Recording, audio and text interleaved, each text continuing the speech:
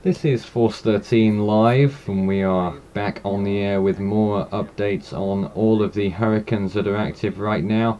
Irma, Jose, and Katia, triple hurricanes that are active in the Atlantic, and we will keep you up to date on all of those right now. Of course, we will obviously have our audio output, but you can also see all of the latest on the screen as we go along this evening, and hopefully we'll give you a good service whilst we're here, and obviously there's a lot to discuss.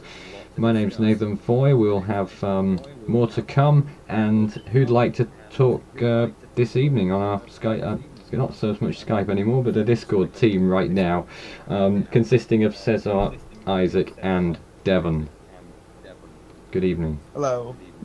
Good evening, Nathan, and the people as well. Good evening, everybody.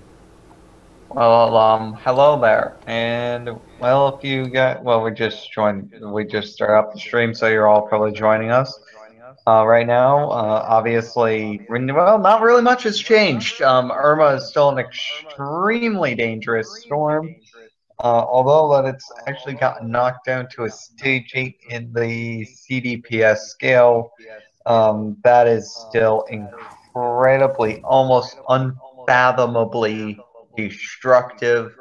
This storm will, like, no matter where it hits, whether if it hits Florida or misses Florida and makes landfall as a powerful hurricane further up the coast, this will certainly be, especially with Harvey, considered to be one of the most historic 1-2 punches in Atlantic hurricane history, if not the most historic 1-2 punch in Atlantic hurricane history.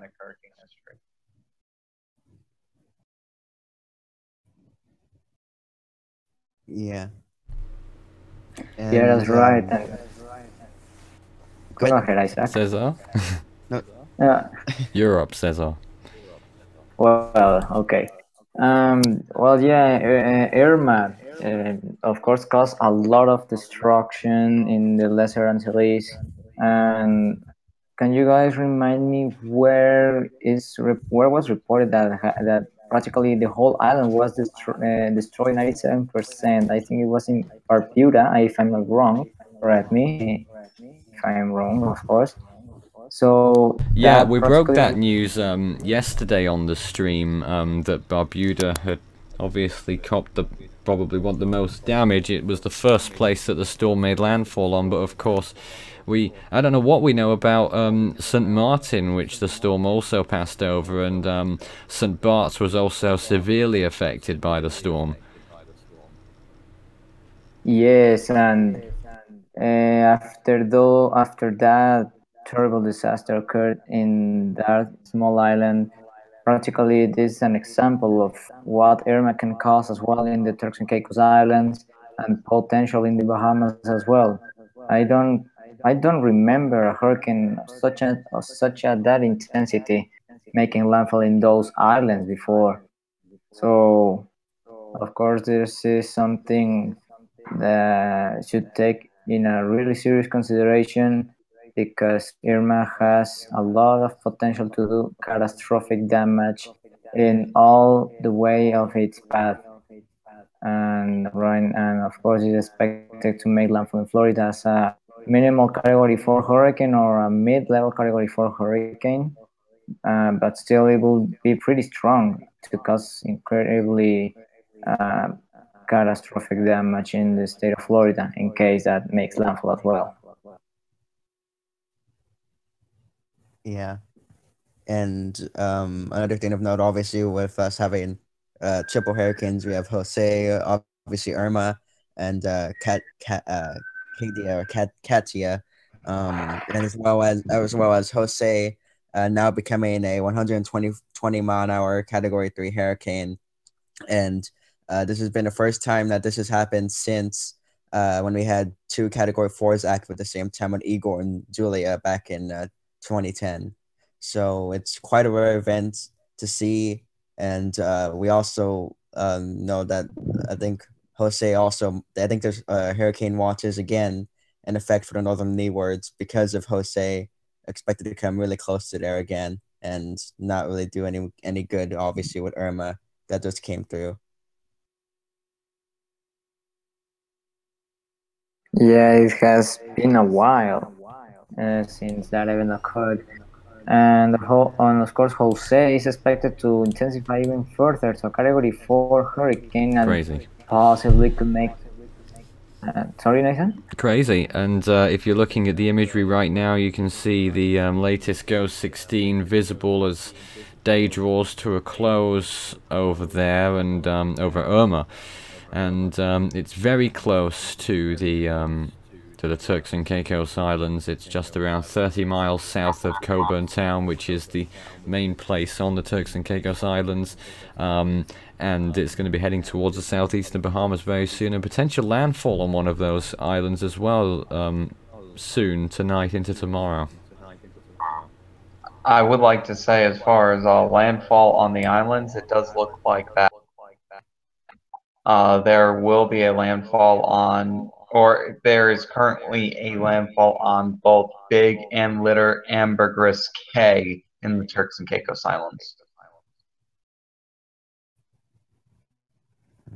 Yeah, practically those islands are in extreme and severe conditions right now for the arrival of this incredibly intense system.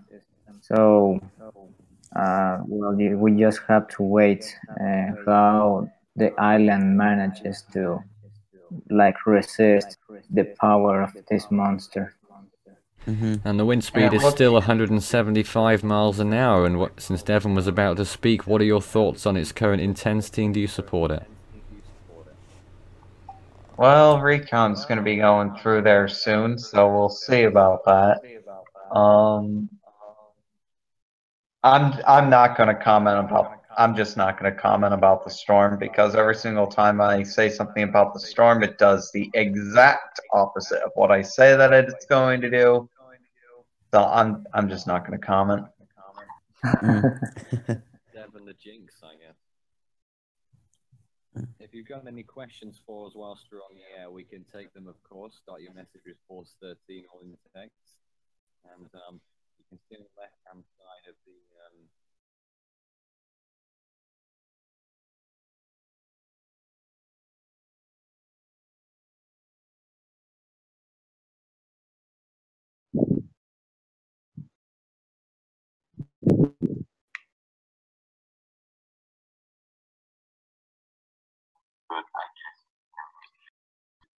Yeah, and I'm honestly surprised that it's not higher. It does look like that hurricane winds are almost going to be a guarantee for the southeastern coast of Florida. I mean, something majestic is going to happen in order for them to not receive hurricane force winds. I really don't think this is going on to the western part of Florida.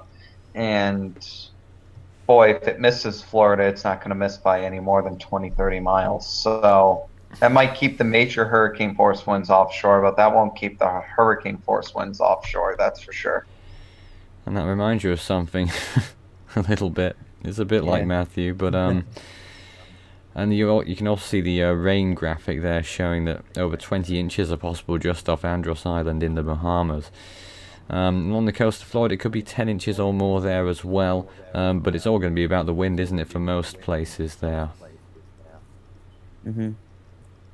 And like I said earlier, we also are going to need to pay attention to Jose a little bit, because that's also there. They already have hurricane watches in effect for the northern leewards yet again because of Jose, and because they're expected to, I believe, They're expected to get hurricane force winds from it, even though it may not make a direct landfall as of yet, it seems. So the threat is not over yet, sadly. We still have to watch Jose, whether it goes more to the north or south. We'll just have to wait and see on that. But it looks like it'll pass them to the north. That's just outrageous, and Barbuda sticking out like a sore thumb again in the hurricane watch zone. Yeah, and it's really sad to see yet another hurricane might be potentially threatening those islands again, because they don't really need another one, obviously, after Irma. And hopefully it stays enough to the north of them where they don't get that much winds. Only time will tell.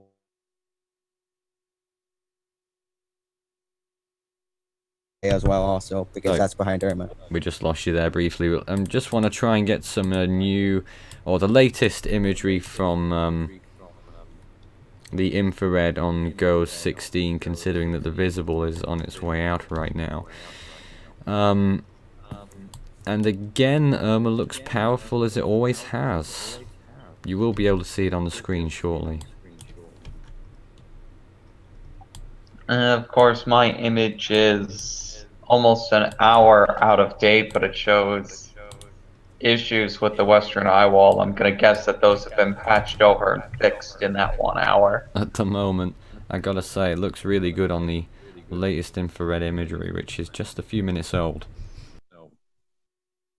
Oh, now I got the latest 2215 imagery, and now it looks like the southwestern part of the infrared is looking awful.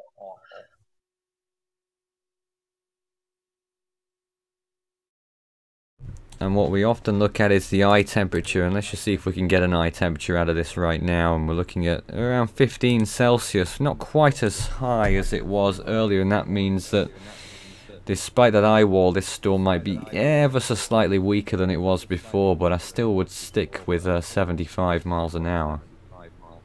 175 miles an hour. Yeah, well, we'll see what the plane picks up in the next hour or so. And well, hopefully it will pick up no Category 5 winds. That would be optimal. I mean that the storm's steadily weakening, and that's obviously what we want to hear. We definitely don't want any more of these islands to be experiencing any kind of these catastrophic winds, and we just hope that the storm is at least steadily weakening through this area. And that's pretty much all we can hope for right now. Yeah. And just to lightly touch on it, because it's also yet again as a threat to land Hurricane Katia or Katia. It could potentially threaten and make landfall in southern Mexico later on in the next coming days as possibly a hurricane. So that needs to be watched as well. Just talking about that just a little bit, just in case anyone was wondering, but that also needs to be watched.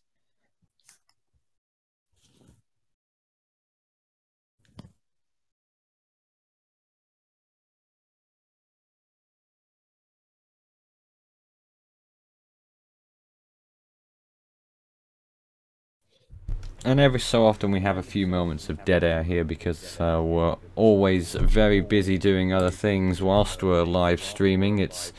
You wouldn't believe the amount of work that's involved right now that everyone has to do, and it's a concerted effort across not only broadcasters but amongst all the authorities and everyone who has to prepare for the storm and get the public readied for the storms that are about to occur. And all three of these storms in the Atlantic right now are producing watches and warnings, and you can always see them on the left hand side of the screen there. But I don't think we're going to get an update on those for a little while yet. The next National Hurricane Center update, I'm guessing they'll be updating on all three of those storms in just over an hour.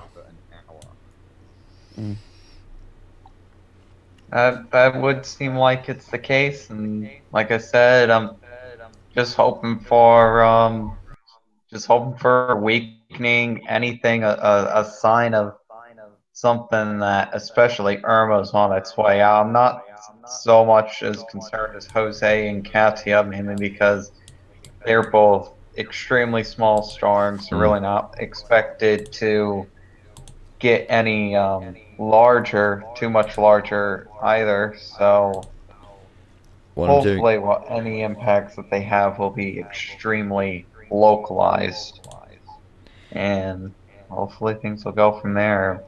What you can see now is a quick animation of the last few minutes of the storm's slow evolution towards the west. That's over around a 6-minute period that you see the storm's movement there. On the bottom right hand side of the screen you can see Irma's movement over the last 7 hours or so on the visible imagery floater from NOAA. And there we are right now with Irma, and I think it's still very much the headline, you know. But I have to take a mention to several media organisations that have just been completely nutty about this storm. Don't get me started. Particularly here in the UK. I don't know about the US, but I can imagine it's the same. It's exactly the same, if not worse. Probably worse. It's a lot worse. Even up here in Pennsylvania, we have people saying that the storm's still going to come up the East Coast to make landfall as a major hurricane in New Jersey. And I'm not joking about that either. I literally saw that on my Facebook wall today and was posted this morning. Oh my goodness. And I'm just looking at that and I'm like, how badly do you need ratings? Really badly. Because that's the only thing that you could possibly be doing that for, and this stuff cannot be done with incentive to ratings. It needs to be done with incentives towards accuracy, and that's what our main number one objective is here. Is we're trying to be absolutely as accurate as humanly possible here. And So, I if you think want that's- some accurate answers to your questions, send them in.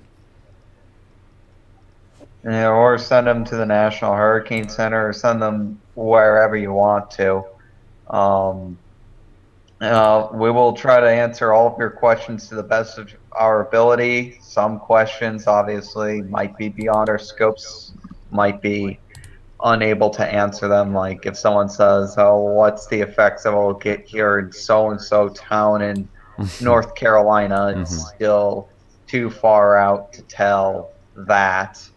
I think the only things that are almost set in stone, I'm not going to say definitely set in stone, I'm going to say almost set in stone, is that a large majority of the Florida Peninsula will likely receive tropical storm force winds from this storm, and the eastern half of the Florida Peninsula is also very likely to receive hurricane force winds. Now, what areas will receive major hurricane force winds, or even if you'll receive major hurricane force winds, it's not exactly set in stone yet.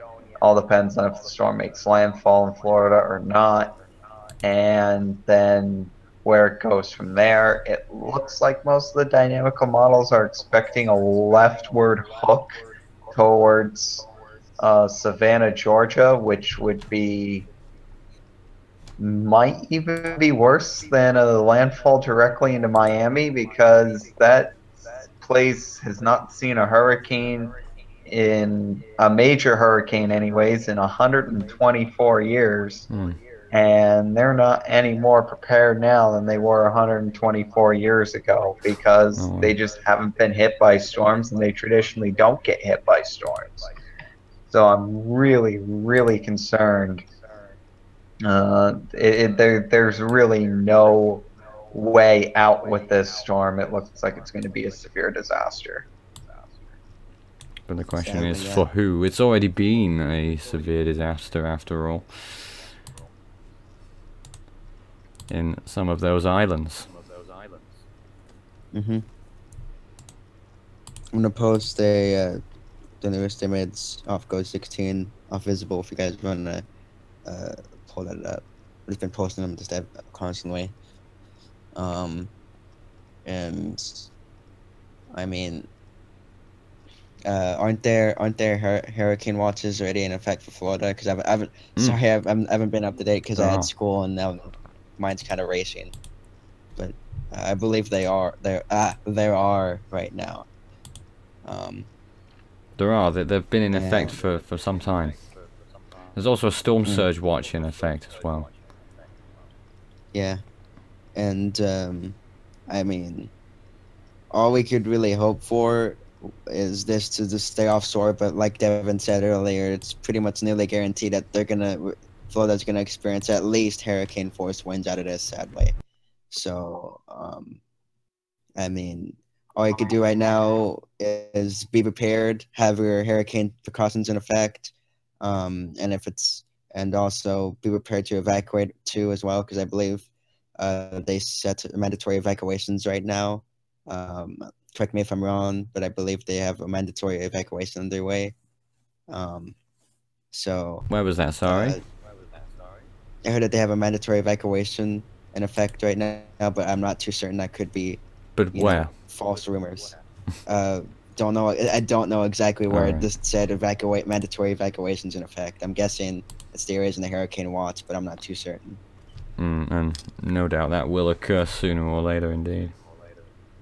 Yeah, and make sure obviously when you do evacuate to secure all your items. Put, lock your doors, windows, just in case if it gets that bad, just so any looters or any thieves don't get into your house, because that's what happens after these storms come through. You got to consider that too. So make sure you lock your house down, check everything, and obviously put anything that could go flying inside. And then your perishable items, your valuable items, put them in an area that's, if you're on the coast, put them higher ground, in the interiormost part of the house. Then all you can really do is just hope and pray for the best, really. I mean, this thing could come in your way, and all you can really do is watch it and track it and see whether or not it makes landfall or just misses to the east or west. So that's really all we could do right now. And there's still a significant cone of uncertainty around Florida as well when you see the Irma track map, and it could still fall indeed either side of the Florida Peninsula when it gets there. Though at the moment the models are suggesting that it will be on the eastern side. And I mean, still hurricane force winds are pretty much certain. And I know I've seen this happen a lot. There's people who look at the spaghetti model plots or the track cone, and they focus on the middle portion of it, and they think, oh, the storm's not going to make landfall here. It's not going to be that bad. But the thing is that this thing has a wide area of hurricane force winds, and even though you may not be in the eye wall, the eye portion of it, you'll still get pretty bad heavy rain and wind from it too. So just don't think just because it'll miss you to the east or west or whatever that it's gonna be fine. You still gotta prepare for those hurricane force winds. There's a question: has a hurricane ever hit you? And Isaac, you can answer that question. Well, if we're talking recently, obviously I had a really, really uncomfortably close call with Harvey. There's pretty much nothing left of Rockport. There's literally no schools left because they're wiped out, so people will have to go to our schools over here in Corpus. Wow. And then if we're talking about storms, period, our last tropical storm landfall in my city directly was, I believe, Charlie in 1998, which is, I think, a 40 or 45 mile an hour tropical storm. Charlie was a 70-mile-an-hour tropical storm. Landfall? Yeah, if I remember correctly. I thought it was a weak storm, unless I'm thinking about another storm that year. But that was the last tropical storm to hit me, and the last hurricane obviously was Celia of 1970, and Harvey came really close to being a Celia. But I hope that answers your question. But Irma is obviously the main focus right now. You just about see on the bottom right hand of your screen there the latest floaters on Jose and Irma. So you've got those to look at as well, and Jose with another decently defined eye and clearly a category 3 and likely to intensify further.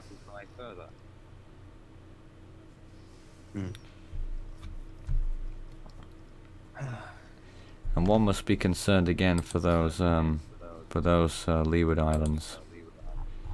The wind probabilities for those Leeward Islands, by the way, Barbuda, 34% chance of having another hurricane hit them now.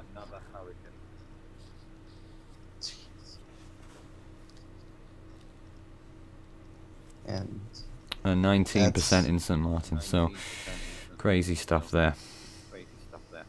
Yeah, they don't need another one after Irma. They really don't.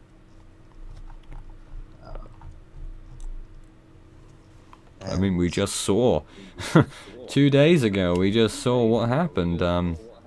Barbuda, with almost 100% of buildings completely destroyed, and at least one fatality there.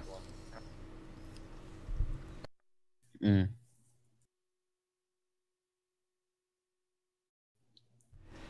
In the meantime, what do you think about Katia, which is a weak hurricane out there in the Bay of Campeche, but hurricane warnings are out there as well.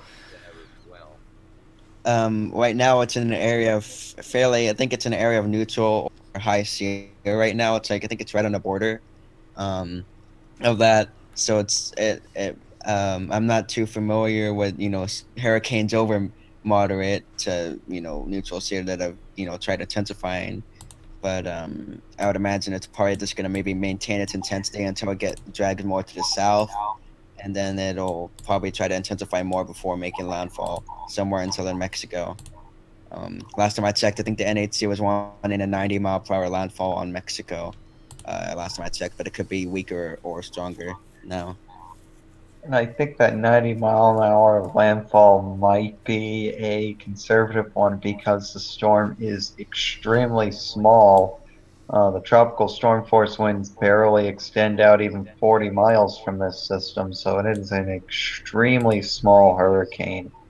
And those really, really small storms have the potential to really go up or down intensity quickly, and it's been going up in intensity as of late.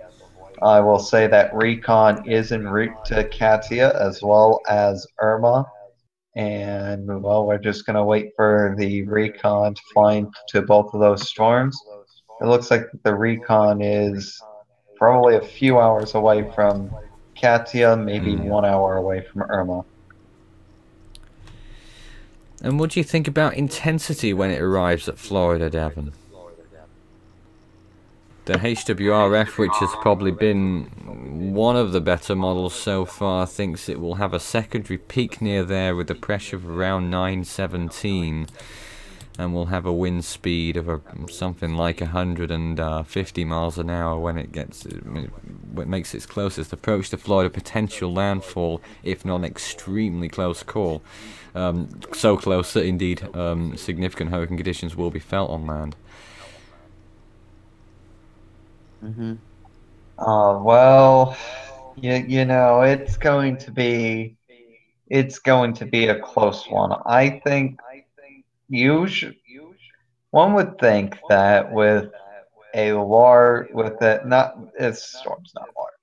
a powerful storm like this, you would think that the land would almost act as some sort of a barrier, a repulsive force to such a powerful system. You'll see, if I remember correctly, a lot of Westpac storms, they like to wobble a lot right before a landfall in the Philippines or Taiwan, and that's because the storm's so powerful. It's like the land's almost acting like a repulsive force, and you'll see that the same thing happen with Matthew being a major hurricane for the longest time there going up the Florida coast. I really I don't want to say that I hope that happens, because if that happens, effects will be really bad in Georgia and South Carolina. But if that doesn't happen, that means the effects are going to be really bad in Miami. And Tampa, 1 in 4 chance of hurricane conditions there even now. That's interesting. That's really interesting. How so? That's just really interesting. Tampa's 1 in 4? Yeah, according to the National Hurricane Center's latest wind probabilities. Wow.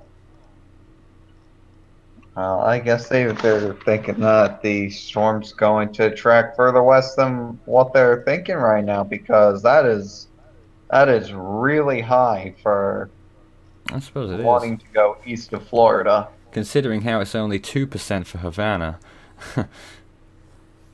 And Key West is something like, I can't remember what it was for Key West. I'll wait till it goes by on the carousel of slides again on our screen. But it was something like that. But on the East Coast, the percentages are around 55% of the maximum along the southeastern part of Florida.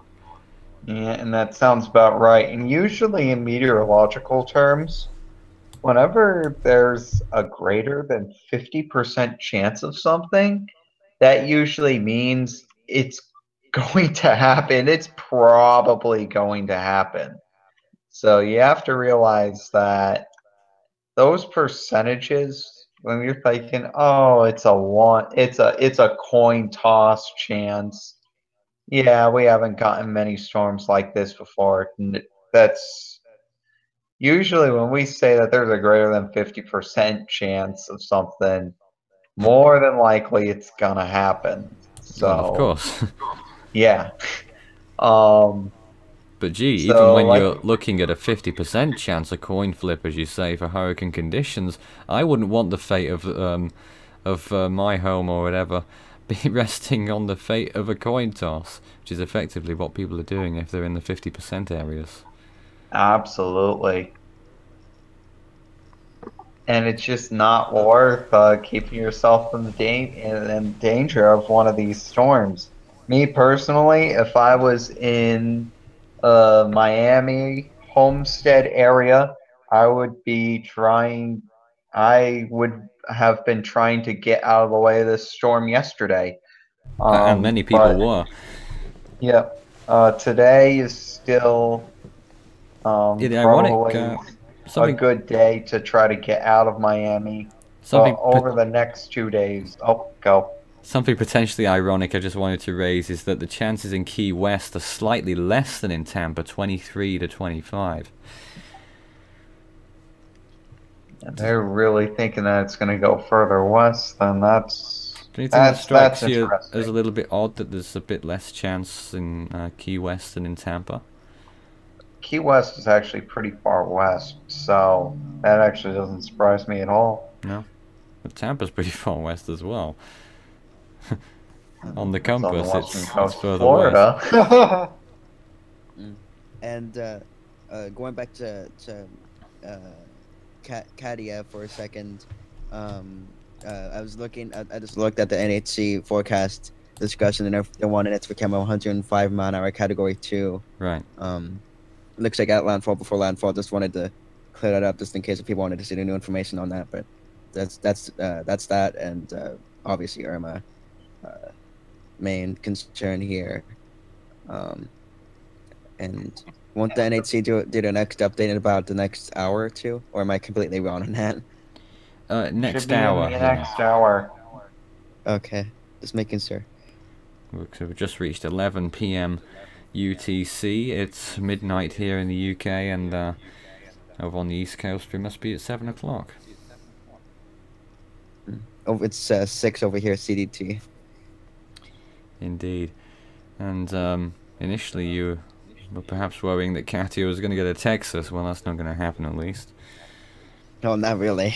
I mean, the front is what's keeping it out, and thank God for that, because if that wasn't there, it would be a completely different story, probably, or a similar story, whatever. But still, though, it's going to be affecting Florida, and I mean, it's pretty much a double-edged sword whether this makes landfall or not. I mean, they're both going to be bad, and. About Harvey, by the way, tomorrow we will be putting out our report on Harvey, both in text and as a video, so that will be of interest to anyone who is affected by Harvey or wants to know more. Nuke just mentions about if the 8 p.m. Eastern Time update shifts it west, I expect the percentages to rise dramatically. Well, neither of those will happen because they never changed the forecast cone at an intermediate advisory, which is what it will be at 8 p.m. The next time the cone will change and the wind probabilities will change will be at 11 p.m. Eastern Time. So that's how long you'll be waiting for those to change. Yeah. I'm not too. Again, I've been busy all today, so I'm not too certain if this is all probably old news. But just to make sure, if you guys didn't notice, but there's a hurricane warning in effect for think around the Tampico area of Mexico, pretty much near enough the same area where they had the hurricane warnings for Franklin earlier in the year. They have a hurricane warning in effect for those areas from Tampico down south, I believe that is, if my geography is correct and not failing. Just want to let you guys know that, just so you know you're not out of it. But Yeah, I just saw a comment hurricane going by warnings. about the western coast of Florida where the hurricane watches will be extended in western Florida. Well, at the moment they extend to Bonita Beach, which is, I don't know how far up Florida. I think it's north of Naples by the looks of things. I don't think they'll extend it any further up the western coast tonight. That will probably happen tomorrow. What do you think, Devon? I don't know. We'll just have to see and wait for the new forecast column that comes out at 11 tonight, and we'll just see what's going on. Just like everyone else. Well, what we can look at right now is the latest view of Irma on the infrared imagery. I'm just going to get that up. It will take a moment or two for me to get that for you, but that'll be interesting to see, of course, to see whether they're struck. Have you seen the latest on Irma now, Devon? What I was alluding to earlier and what we saw on the screen here. What the defined latest? Anything in the last half hour? About what? What Like it looks the like satellite on the infrared, and okay, what your satellite thoughts presentation. I've got nothing new. 2215 image is my are. latest. Oh, really? This is Well, when you get 2230, you'll be interested. This is the newest image I have, and the sun's right about to go down on the storm. You see the eye right there popping out there, and then the last few rays of sun. Unfortunately, I can't put that image on the stream, but that's the last visible one that was going through. We do have a visible shot as well, which we could bring to you one moment. That'll be a I can't screen share it just yet, so I don't know if Devin wants to screen share it or not after that, but yeah. There's a view of the latest visible imagery of the storm, and just to reload that page and see if there's any more, but it literally is getting dark there now, and as you can see, there's the newer frames, and you can see there it is gone. Daylight has left Irma. Yeah. What an eerie sight, just to see that eye just pop out like just that last time before it just fully goes down. And it's the third time we've seen the eye look like that as well as the sun goes down. It's been a category 5. The sun has set on a category 5 3 times now. Impressive. I think it's the longest lasting category 5 storm ever on period. I think the only storm that comes close to that is, I think, Allen of 1980, if I'm You not mean in the mistaken. Atlantic? Yeah, in the Atlantic, yeah. In the satellite era, that is. Didn't what was the storm? Didn't David get like 50 some hours as a Cat 5? I don't believe so. I thought it just hit Haiti, Dominican Republic, got destroyed, and came out as a tropical storm. So I know.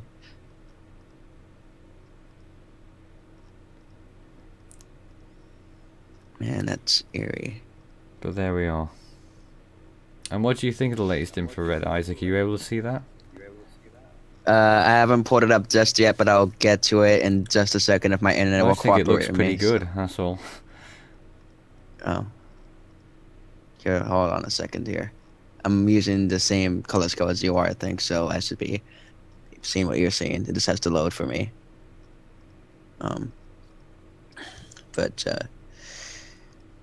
Yeah, the last few images, visible images of Irma, it's the sun's probably already down on it right now, as I'm speaking, and we'll not see it again until obviously earlier tomorrow morning. The cloud tops look good, but it does appear as though looking inner there that there might be some sort of yet another IROR replacement cycle, maybe. I don't know if we've got radar at all of this. No, we don't. Mm. No radar. We're not going. Actually, we should have some bit of a radar. Let me We see should if I have can pull it something. up. Yeah. It'll There probably should be be poor something quality, then. but it's better than nothing. Maybe. Yeah, it's looking better. The structure of the storm reminds me of another Atlantic storm. I just can't figure out what the name of it is, but it reminds me of another storm with the way its structure looks right now on the latest frame. I just can't remember what exactly the storm is called. But it's definitely looking good. And I could kind of see what you're saying there with that eyewall placement cycle. Well, I can't really see it too well because his imagery is far out. But yeah, really impressive storm, and really think about to close in on the Bahamas there too. I see them on there. It's right next to the Turks and Caicos Islands, so the Bahamas, yes, very close as well. Yeah, I was actually about to say I was going to try to pull up the Guantanamo radar, but nothing. Yeah, but no luck there. It's still way too far out. There's no long-range scan on the radar, so unless it's basically on top of Cuba, we're not going to see anything from that radar. So we're not going to have that aid for a while. I will say I got the 2245 imagery now, and well, the symmetry all of a sudden looks better, but I can see some problems, some deteriorations, and maybe even the it seems like the eyewall looks, it doesn't look as good as it could. Right. Let's just say that it doesn't look as symmetric as it could. So there's some asymmetries there, but as far as the CDO looks, it's looking a little bit better, but I can see a couple of black spots in the white clouds, and that hopefully will signify more weakening.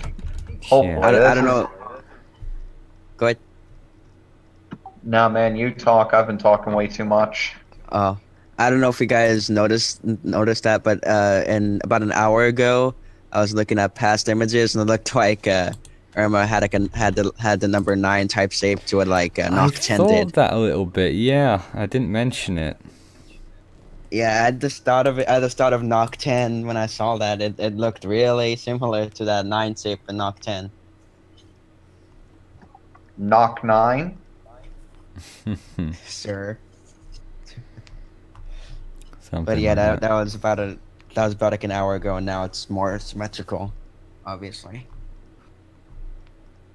And yes, Typhoon Noct 9. So, Devon, looking at the storm, would you think its intensity is still 175 miles an hour? Well, if I was just doing bare bones, straight up Dvorak analysis, the answer has always been no. No. And yeah, the answer would be the same if I was using my satellite technique as well. It only produced 162 earlier on its report. Yeah, and that's about what this would be right now, is minimal Cat 5. I would argue that Floyd even looked a little bit better in this position. And someone actually just said that in the text right now in the chat. Irma looks worse than Floyd. But obviously Recon are on the way, and what do you think they're going to find? What was the last time? What was the last wind that they got in this storm? And the last time they were in? It wasn't anything close to 175. Really?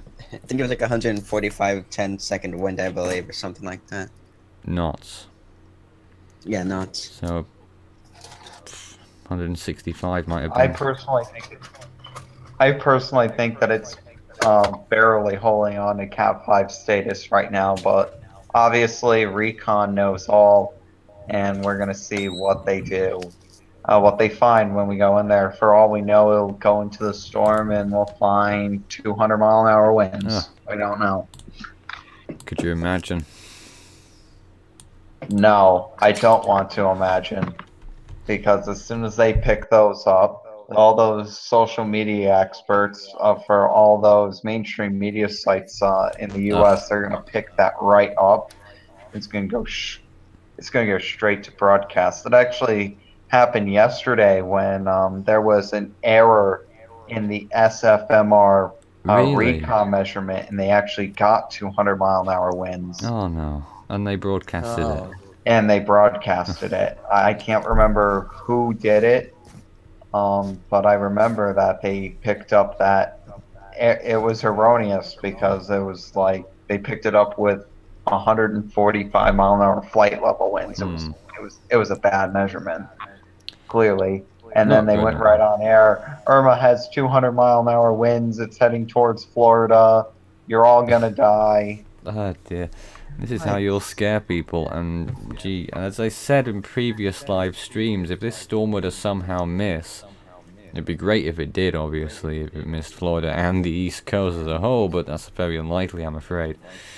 But if it was to miss, the reputation of the media and the authorities would be irreparably damaged.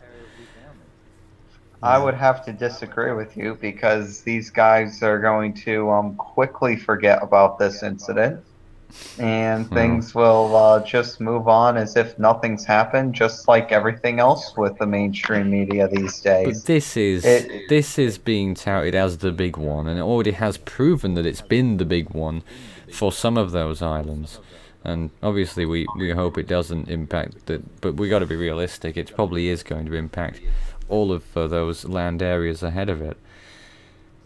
Yeah, that's what I was about to say. Inagua Island is the next one on Irma's list. I think that's Crooked Island. That's going to be the next one after that. So if you're on Inagua or Cooked Island, especially northern Inagua Island or southern Crooked Island, you're going to be experiencing major hurricane conditions, probably within, for Inagua Island, within the hour. Crooked Island, maybe 2.5, 3 more hours. Let's put up what the models are showing right now, and go ahead. Oh, I was just noting. I was looking at later visible imagery that's kind of late, and I looked at the last frame, and it looks really cool because the storm is like red in color because of the last few rays. It looks cool. I just put it on chat if Devin wants a screen share or something. In the meantime, really low quality. You can see the models right now, and pretty much every single model now, Devon, is intent on that very abrupt northerly turn, but not every model is in agreement of when and how much it will turn, right? And the thing that shocks me is that they're expecting this abrupt northerly turn to happen and have the storm maintain its intensity as well. That's one of the things that surprises me, because you would usually think that if a storm changes its direction quickly, it's because A, it's rapidly intensified, or B, there's some kind of structural change that made it weaken. But this storm looks like it's just going to be dead red steered up to the north. Now, there's a notable outlier there, Devon. The Navgem, which takes it further west. It in fact takes it literally pretty much on top of Havana, just north of there, and then makes the northern turn, and then goes and hits Tampa. That's the Navgem model. But I've got to point out that I've just done the Harvey data, and the Navgem model performed the worst for 5-day forecast tracks during Harvey, so I'm not sure what you want to say about that. Well, obviously, if it goes over Cuba and then makes the right hand, the northerly turn. Took me 4 times to get that right. But the turn to the north, if it doesn't happen until it goes over Cuba, that would obviously knock several categories off the storm. But the issue there is that Cuba's gonna get hit. Well, the NavGem model doesn't actually have a landfall, but it's just off the coast of Cuba by a matter of miles. The only one that actually takes it over Cuba now is the UK Met model, which has always been wrong. Well, we'll see about that. And takes it to Key West and into Florida after making landfall in Cuba and being overland for the best part of 24 hours. Yeah, I'm just hoping that these models. Well, no, I don't know what I'm hoping for anymore. But right now,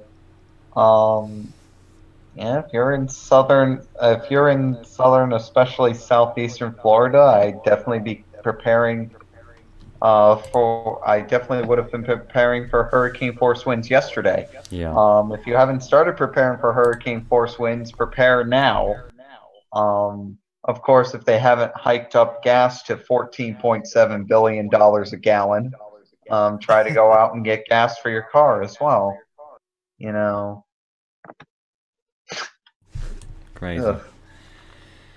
But this is the situation we are in right now. But I've got to say, you know, it pays to be in the know, doesn't it, Devon? Because we've been looking at these storms for, well, Irma in particular, we've been monitoring since 3 weeks.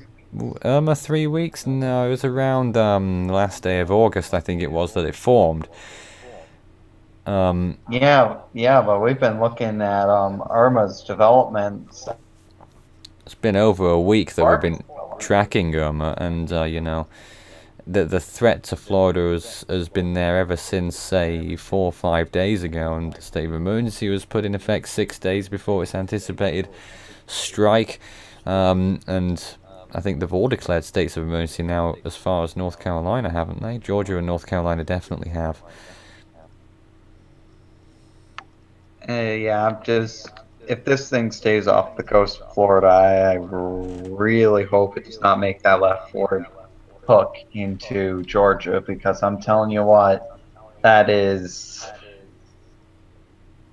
man, they're not going to be prepared.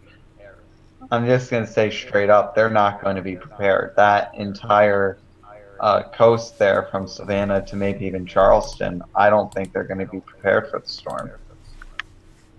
At least in Miami, you have a lot of at least hurricane-aware people, and they know they know to take evacuation orders seriously. Usually, Right. Now, Devon, what's going on in the latest imagery of Irma? It's looking weirder and weirder, I have to say. One of the bands that seems to be retreating from the centre of the storm, the northeastern band, is now generating over -80 cloud tops. Yet closer to the eye, it appears that the cloud tops are thinning a little. well, Particularly on the western side. That would signify, you know, that an inner eye wall band would be weakening and the outer eye wall band would be strengthening, I would think. Yeah, it looks like an eye wall replacement cycle to me. If microwave would actually go over the system, that would be nice, but I don't think we'll ever get that treat again. The eye temperature is now 16 Celsius, which is, it's been hovering around 16, 17 all evening.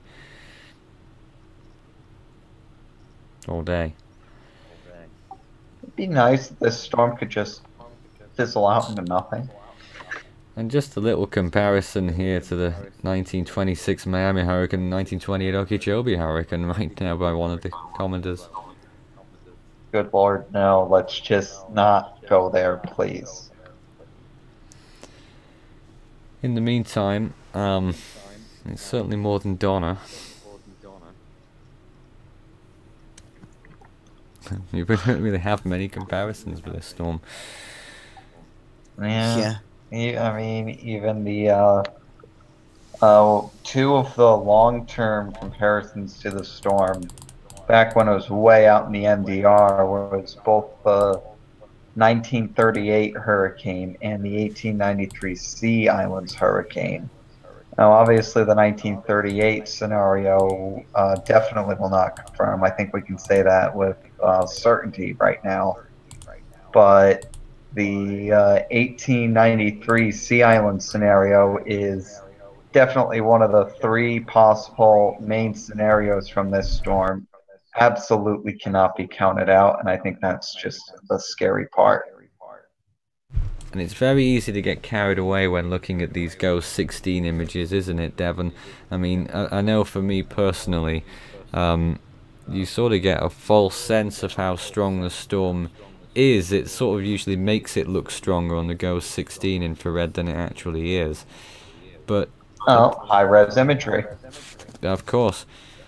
And at the moment it would appear that even by Ghost 16 standards that it's weakened a little bit and its structure has lost itself a little bit, and I do wonder whether it's just something like maybe 160 miles an hour now.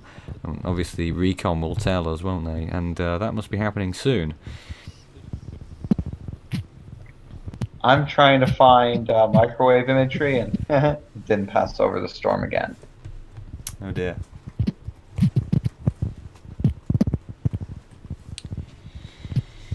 Well, if you have any questions for us whilst we're here, do send us a message. Start your message with Force 13 all in text. That's how you can attract our attention. And we'll take any questions, and you know, when someone asks us a question, it can quite often be of benefit to more than one people with the answer.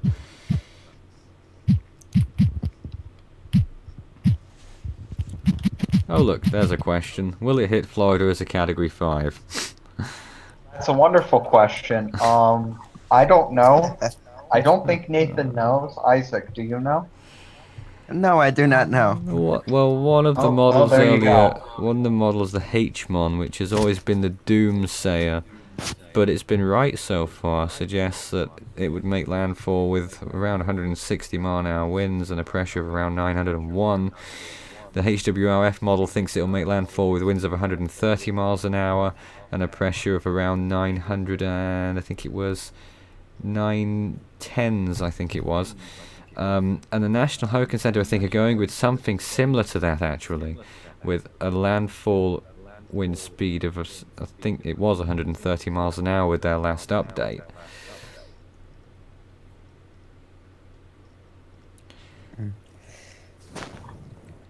And Every time I go to screen share, my computer slows down immensely.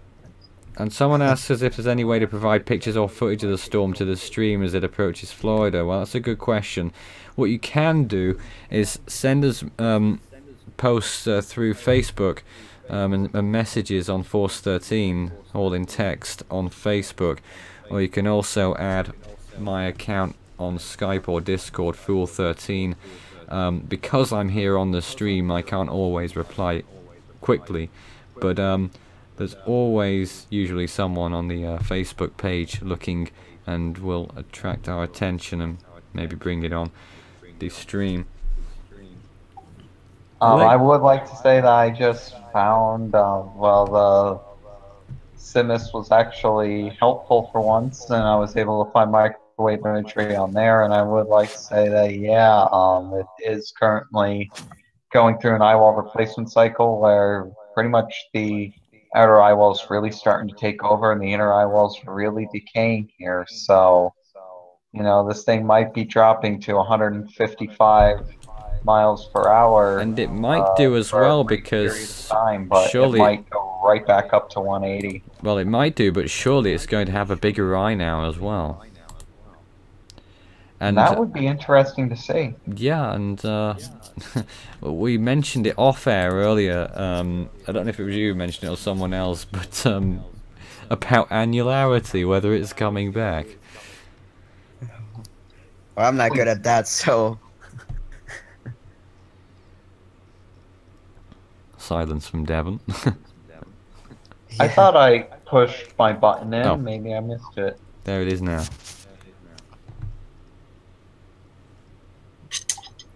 Sorry, my computer's running really slow because I just did that screen share. Wow. Yeah, and we're not able to see it either, unfortunately. Yeah, I just took it down because it was Right. just using up too much resources. Yeah, we're all struggling with resources here.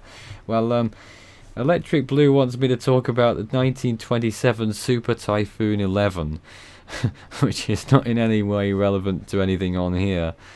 All I can tell you is that it's one example of very old storms in the records that people have long since forgotten about, but they did exist, and there are some very strong storms from old times.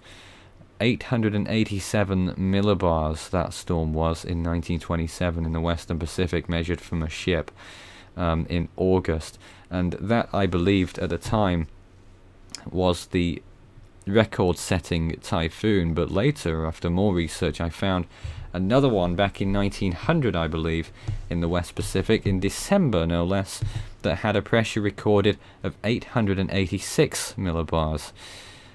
So it goes to show there were some extremely strong storms back in the old times as well.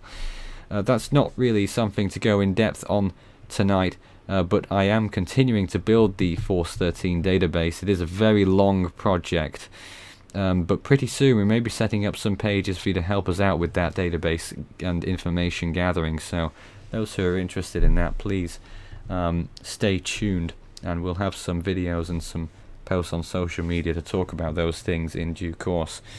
But that will be long after Irma has gone by. Well, let's see if we have any more questions at this point. Let's see. And here's a classic example, Devon, about the media. When you look at one question about a question that was asked, it's gone off the screen now, but why did the media call it Superstorm Sandy? Well, it wasn't a hurricane anymore, so they wanted to give it a silly name, and they did.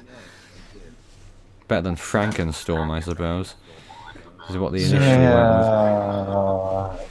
with. Yeah, we can't call it it's not tropical anymore, so we can't call it a hurricane. Just call it Sandy. Outrageous. We could have called it a hybrid, but you know what? Frankenstorm is Superstorm is better. Hybrid Storm Sandy. Not exactly as yeah, doesn't catch the headlines, does it? Yeah, it needs to be super or hyper Hurricane Sandy to do that. You got it right with hype there. I think we're starting to get into the hypothetical territory there. It sort of is, but you know, the public make their own minds up about the media coverage, and we hope that we're at the forefront of it here, at least in quality. We're showing you as it is, as close as it is. But there we go. As close as it is to reality. Go ahead. It does look like that the hurricane hunters are approaching the eye. We should get actual readings from the eye wall in the next time through, and I gotta say there will be a very dominant double peak in the recon data this time. Definitely showing that the eye wall replacement cycle is very much coming through.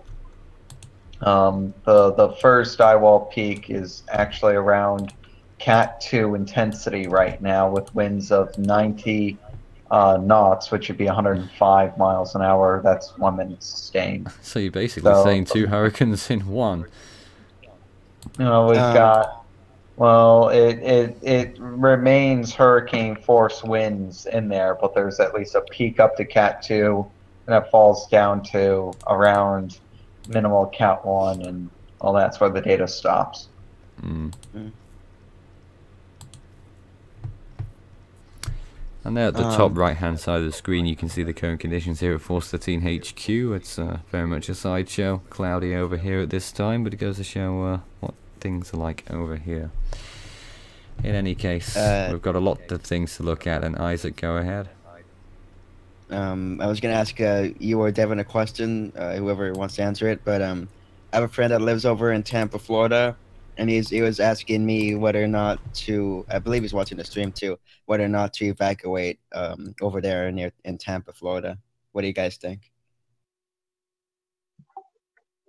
Well, it's really uncertain what the effects are going to be in Tampa. I will say that you are very likely to receive tropical storm force winds. Um, as far as your extent of hurricane force winds, it's really uncertain right now. I personally don't think it's going to go over there. Again, the model cluster seems to be on the eastern side of Florida and has been on the eastern side of Florida for a very long time. So we'll just have to see. But I don't think that Tampa's going to get very strong onshore winds for a significant surge event. Would it be wise to suggest that people in Tampa should do what they did or ought to have done during Matthew for this storm? Maybe not, because this storm might be further west than Matthew. Matthew is larger than this storm, so yeah. Interesting. If it ends up paralleling Florida, then yeah, you'd want to do the same thing that you'd want to do during Matthew. But by the time we know that's paralleling Florida, it'd be too late. Basically, what I would do is just listen to your local authorities, and if they tell you that you should get out, even if it's voluntary, you should probably get out. I'd certainly agree with that. And people who live in vulnerable positions should obviously leave as well. Flood-prone places, perhaps any places that are particularly flood-prone. Oh, I can't even speak. Flood-prone compared to other areas. Evacuation is probably a good idea pretty much anywhere along the peninsula of Florida, considering how the storm's probably going to affect the whole state with significant rainfall plus whatever else. I would personally say if you're in a hurricane, if you are about to be hit by a hurricane, no matter what area you're in, and you either have flood insurance or you're eligible to have flood insurance, I would personally suggest getting out. But that is probably just me. I personally wouldn't want to be anywhere near this storm. But if, obviously there are other factors that you need to take into consideration, like your family, your pets, any kind of valuables, medicine that you may have available for yourself. So there's a lot of factors that you obviously have to take into effect, but what it really boils down to is if your local officials say to get out, get out. All right. And a question about what to expect in Coconut Creek in Florida. Now that's very close to Pompano Beach actually, and they're under the hurricane watch, of course. Could be difficult in those locations. I mean, that is pretty much under where the storm's going right now. Hurricane force winds are likely, I would say, at least. Yeah.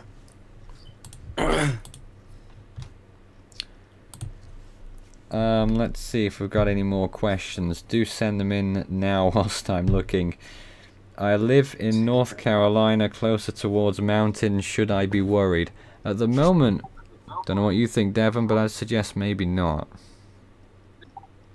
Well, I don't know where that is in North Carolina, but I will say this. If you're pretty much anywhere north of Cape Canaveral in Florida, it's really uncertain as to what your impacts are going to be.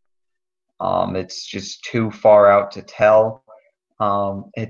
Really, how worried you should be about this storm is directly correlated to how much of Florida this storm goes over. If it does not go over any of Florida, I would personally be concerned about it. If it goes over a lot of Florida and weakens, then I wouldn't be as concerned about it.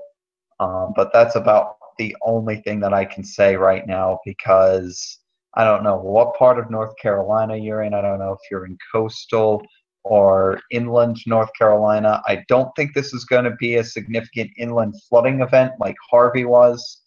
I took a look at the rainfall charts, and it doesn't look like it's going to be too significant of an inland flooding event.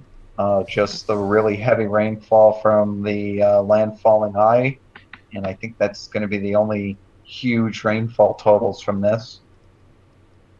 So basically just monitor it closely, and again, if officials tell you to leave, you should leave. And what do you think about, just a quick one about the Outer Banks, do you think they're in the clear or not?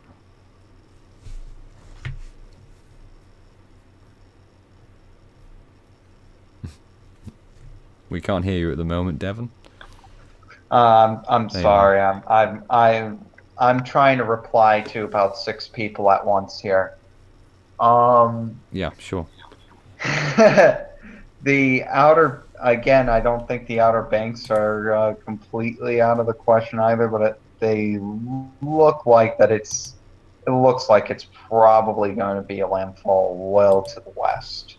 But you can't completely take them out of the equation yet. It's just tough right now, isn't it, for Florida, because there's so much uncertainty as we knew that there would be, and that uncertainty is going to last until just hours before wherever it decides to make landfall or not, as the case may be. Yeah, that's 100% true right there, and what you really don't want is a situation that happened during Hurricane Harvey, and a situation that happened during Hurricane Matthew last year, is that you don't end up wanting to be that one person that's underneath a flash flood warning while also underneath a hurricane wind warning. Oh yeah, you remember that last year with Matthew, Jacksonville area, happened during Harvey as well. And you know, that's just one of those situations where you can't go on the roof of your house because there's hurricane force winds and there's debris flying around, but you can't stay in the ground level of your house either because there's water there. So that's one of the things that you need to try to avoid. So that's why basically if you're in any kind of a 100-year floodplain, I'd suggest getting out of that.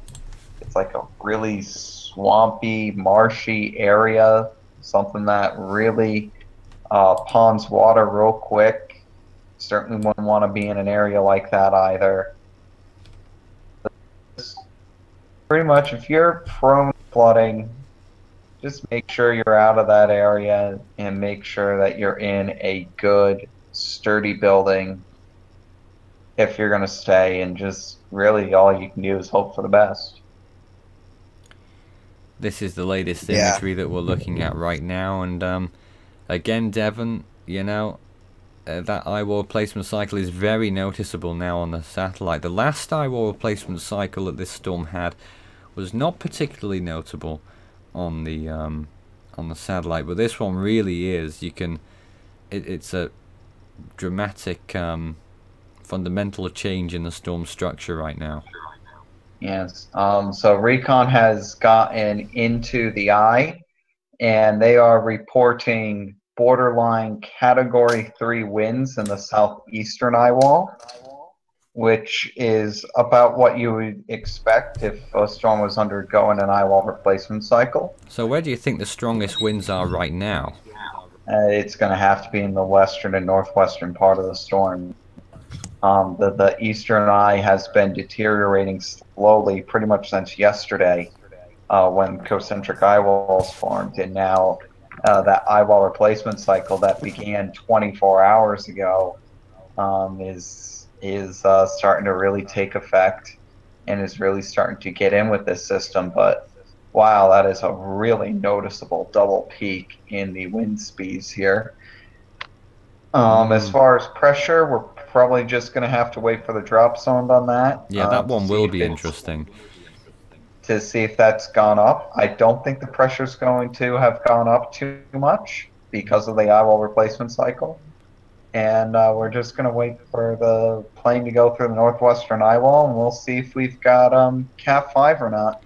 I'm just wondering what's going on right now. You can see the inner eye wall is wrapping around the northern side right now, and it's going to continue to wrap around by the looks of things for a little while longer.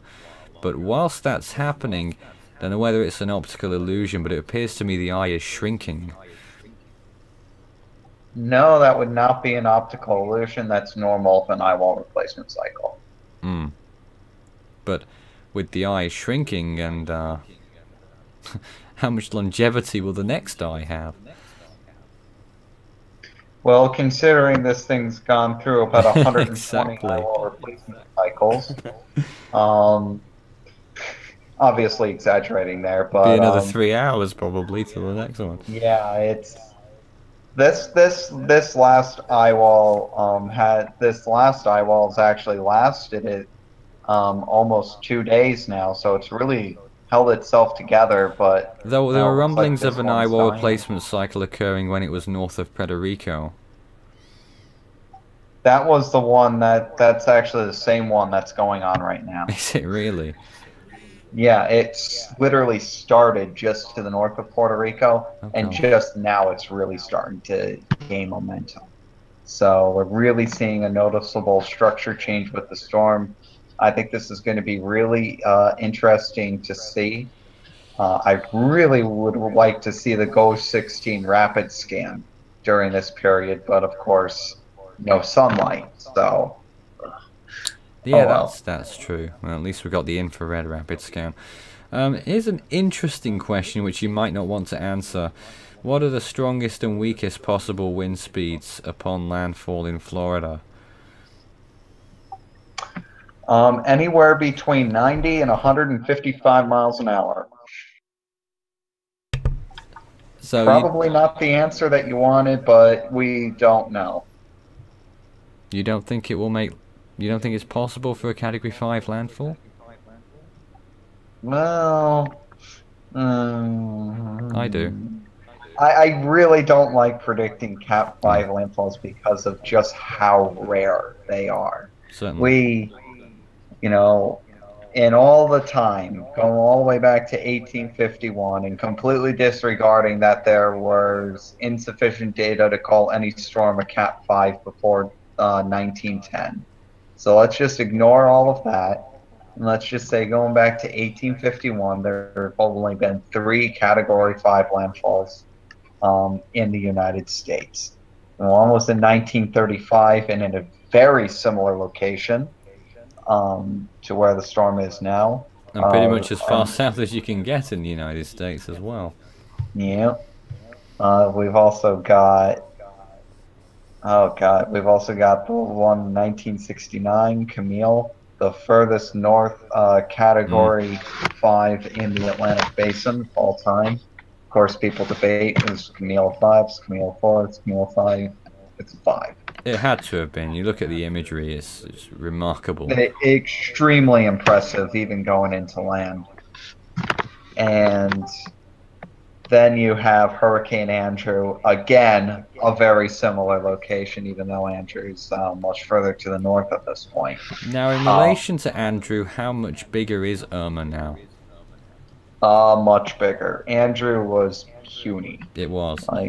Probably one of the smallest Category 5 hurricanes on record. That's probably true, yeah. Do you think this is twice as big as Andrew? Well, I can tell you that the hurricane force wind field is probably twice as big as Andrew.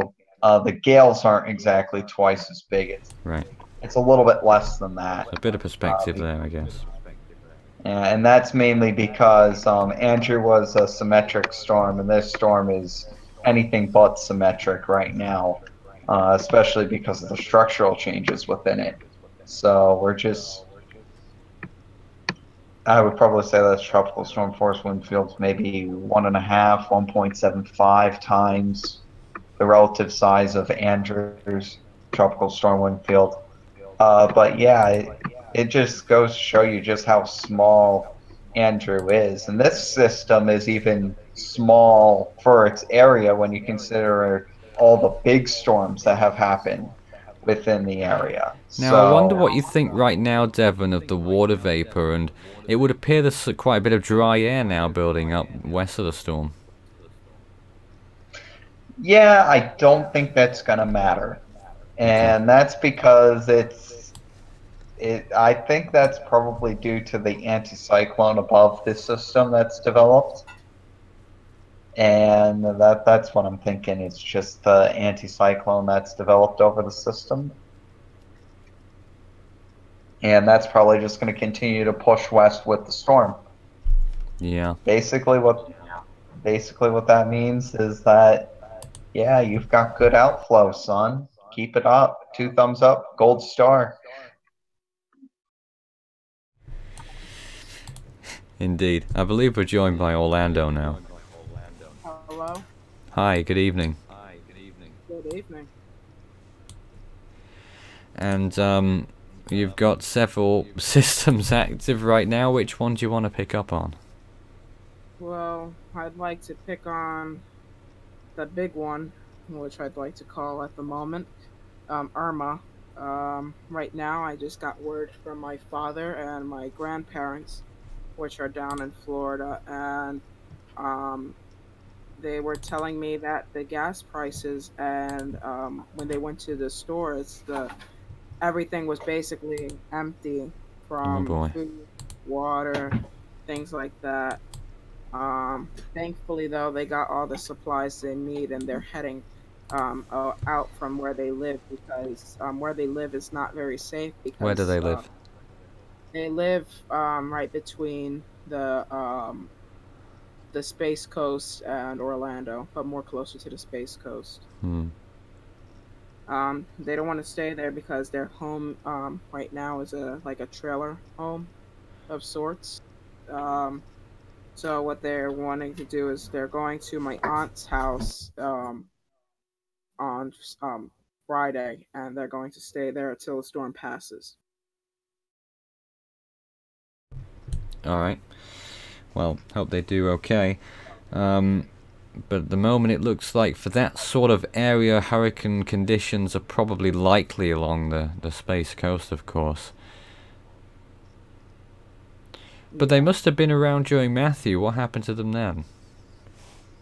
During Matthew, they had winds, but it wasn't as bad. Really? So they basically rode it out. Alright. Well, we should be expecting the latest National Hurricane Center advisory soon, if they're not out already. Some of them are out, actually. Jose has remained the same, still with winds of 120 miles per hour, a pressure of 966. Yes, that's another major hurricane, and there is a hurricane watch for Antigua and Barbuda. That's a real cause for concern for those islands yet again. Katia remains at the same intensity as well. They're waiting for Air Force hurricane hunters to get any new information on that. Yeah, speaking of Air Force hurricane hunters, we just got the information out on Irma, and it looks like they barely, I mean barely, picked up 160-mile-an-hour winds in the northwestern island. So, and that's 10-second winds. So, boy, Cat 5 status is really becoming debatable for this storm. Well, that can only be good news. And the National Hurricane Center will have been waiting for some of the information, no doubt, from Recon before going out with their update, which is not yet out. But Katia and Jose has remained the same for the time being. And as soon as the National Hurricane Center updates, we'll let you know. We don't expect that much will change, and they'll probably keep it at the same intensity right now, Devon, waiting for the next advisory at 11 p.m. I doubt much will change here. Maybe one or two little warning changes. But we'll wait and see. Shouldn't be waiting long. Do any of you expect the track to change? Well, it shouldn't change because, unless you mean at the following advisory, which is when they do change the track, I think it's going to settle around the coast of Florida again, the track. and the cone will get narrower and narrower as the storm continues to get closer and closer. And sooner or later, you know, it's going to be within hours, and we'll probably be pretty certain of a potential landfall in Florida, or an extreme close call, so close indeed that hurricane force conditions will be felt for parts of Florida. It's almost assured, more than half chance, as Devon said earlier. And you know, would you put all of your life and possessions potentially on the flip of a coin, which is what you're doing if you're risking a vulnerable building or vulnerable area to the potential of hurricane force conditions or major hurricane force conditions.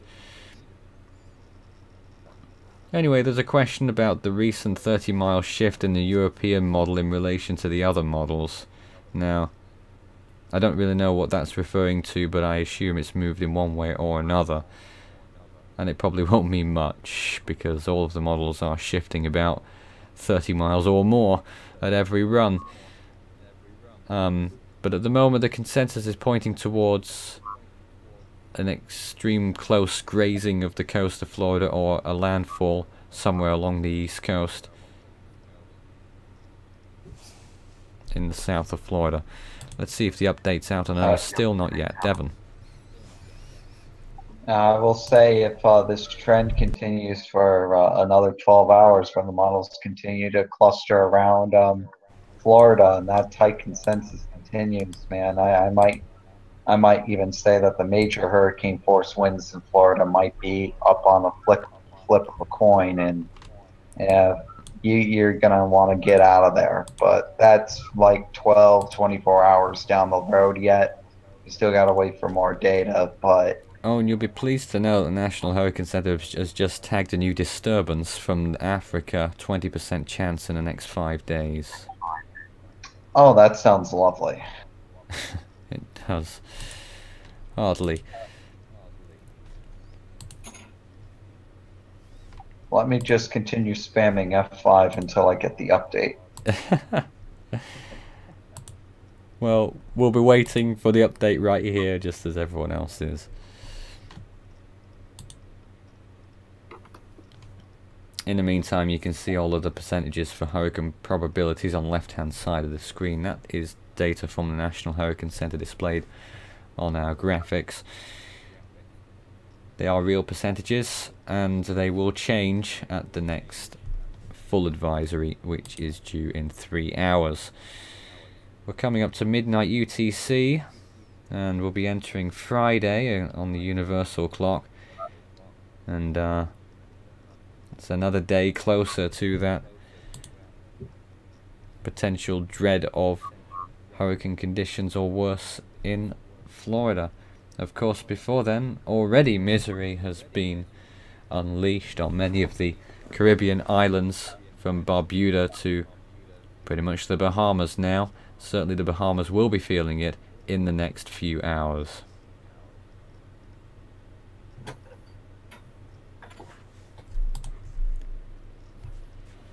But in the meantime, we're just at a little bit of an impasse whilst we wait for the next update, which probably won't really tell us very much new.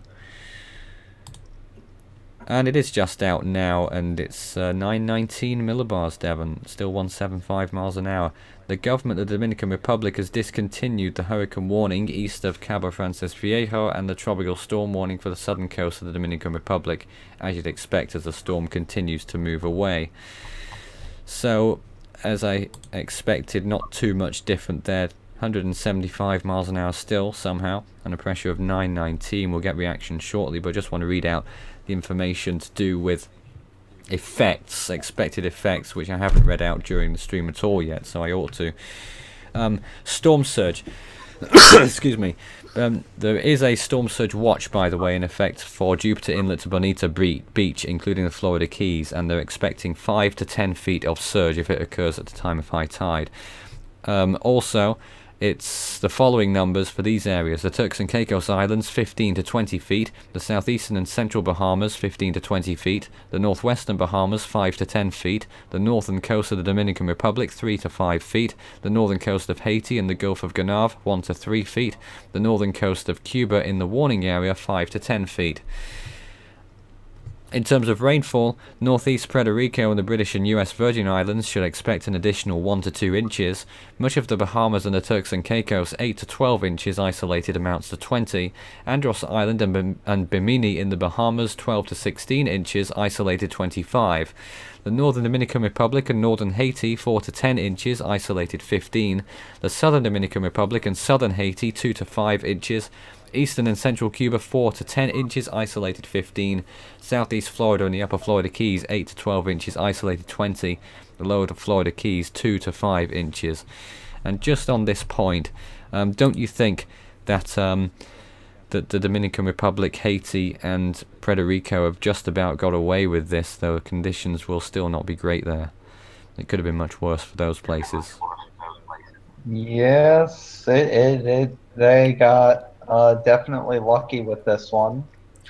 And, you know, obviously luck won't run forever, but thank goodness that it wasn't 2 for 2 for major hurricanes in Hispaniola.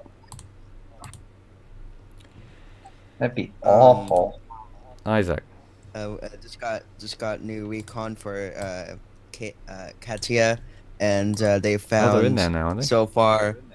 Yeah, no, not yet, but so far they're getting close. But so far they found peak 10-second surface wind of around 43 knots. So far, Not bad. and so get a new update from them in about 5-10 minutes. So I'll check back on there soon. Yeah. The update for the update on the recon for Irma will be coming out in the next minute or two. I believe the update in Katia, that's going to be still another 5 to 7 minutes away. I don't know how long we're going to be here for tonight, but I honestly don't know. But a question. Thomas asks, can I ask why Devon is convinced a decrease of the intensity compared to what the NHC is projecting for Florida? What are they missing? Because this person thinks you are right, but want to know why. Your microphone really went wonky there, but I'm going to try to make out what you just said. He's asking, why do I think I'm confident that I'm expecting a Florida landfall of less than the National Hurricane Center forecast? Yes. Okay. I don't believe I ever said that. No, not even implicitly. I don't think you said that. You said it'd be between No. when you answered the question of the lowest and highest range. You said between 90 and 150, and the National Hurricane Center is in that with 130. Yeah. So you know, that's exactly what I'm saying. Like, you want the lowest and the highest bound. That's what I'm thinking it's gonna be. The lowest bound would be if this storm sits over Cuba for a day and then hits Florida as a Category 1, or it will go to the east, barely graze the coast as a borderline Category 4, Category 5. Yeah. Both are equally as likely. Which one is going to happen? Your guess is as good as mine. It still looks beautiful, this storm, but well, what does Recon tell us? Do you have the news? I'm looking at it, and there's not going to be anything new, at least out of Irma, for a little while now. So we're just waiting for Katia, pretty much. Well, we'll keep looking at the imagery, and it's just keeps going and going, doesn't it?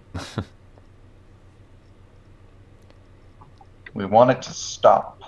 Yeah, and some of the tiny islands in Turks and Caicos are in the eye right now as well. Must be an interesting starry night that they're seeing. Can you imagine? So that's not exactly the first thing But yeah, I mean, if you're able to, I just can't imagine. That's one of the weirdest things about hurricanes. One moment you'll be experiencing 150, 160, 170 mile-an-hour winds, and then 5 minutes later the winds will calm down and you could literally walk outside. Don't. You can look up and you'll see perfectly clear skies, and then yet another 5 minutes later you're going to be experiencing those 140, 150, 160 mile-an-hour winds on the other side of the eye. It's just absolutely incredible. If the water is warmer in the Florida Straits, why will the storm get weaker? Does not seem logical, says Eric. Well, there's two reasons why. The first one is land interaction. And that's pretty simple. You're around a bunch of land, you're not going to be able to take in as much water. The second reason is the ocean depth itself. It's a very shallow water line there, so it won't exactly have the same heat content, even though you got 30 degrees sea surface temperatures there. The thermocline obviously won't be as deep. Because So of course people can always easily look at the sea surface temperatures on a two-dimensional plane there, but it really is three-dimensional down below the surface. absolutely. Another thing that also will be hindering the storm will probably be the steering currents themselves, and I hinted at this earlier. Usually when storms do a really abrupt turn like this, it tends to take some intensity out of it. I'm not saying that that's what's guaranteed to happen here, but I'm just saying that that's a usual trend anyways. But there's also some exceptions, like what happened during Harvey.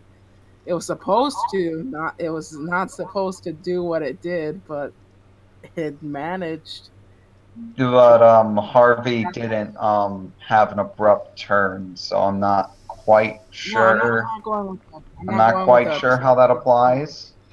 I can agree with the fact with the abrupt turn. I'm not going against that. I'm just talking about in general with the shallow waters. Yeah, that was. But you also have to realize Harvey's much smaller than our little buddy here, Irma.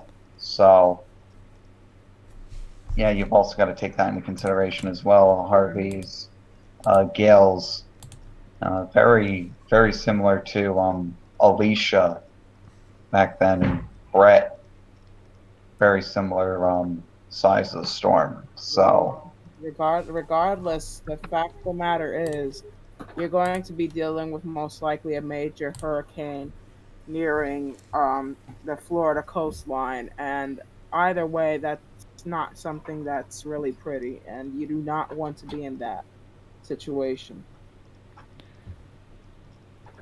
Alright. Irma's forward motion right now is 16 miles an hour. Now, could anyone talk to us a little bit about what you'd expect if the storm was to slow down or speed up in terms of intensity? And right now we're getting a real rainstorm here at 413 HQ.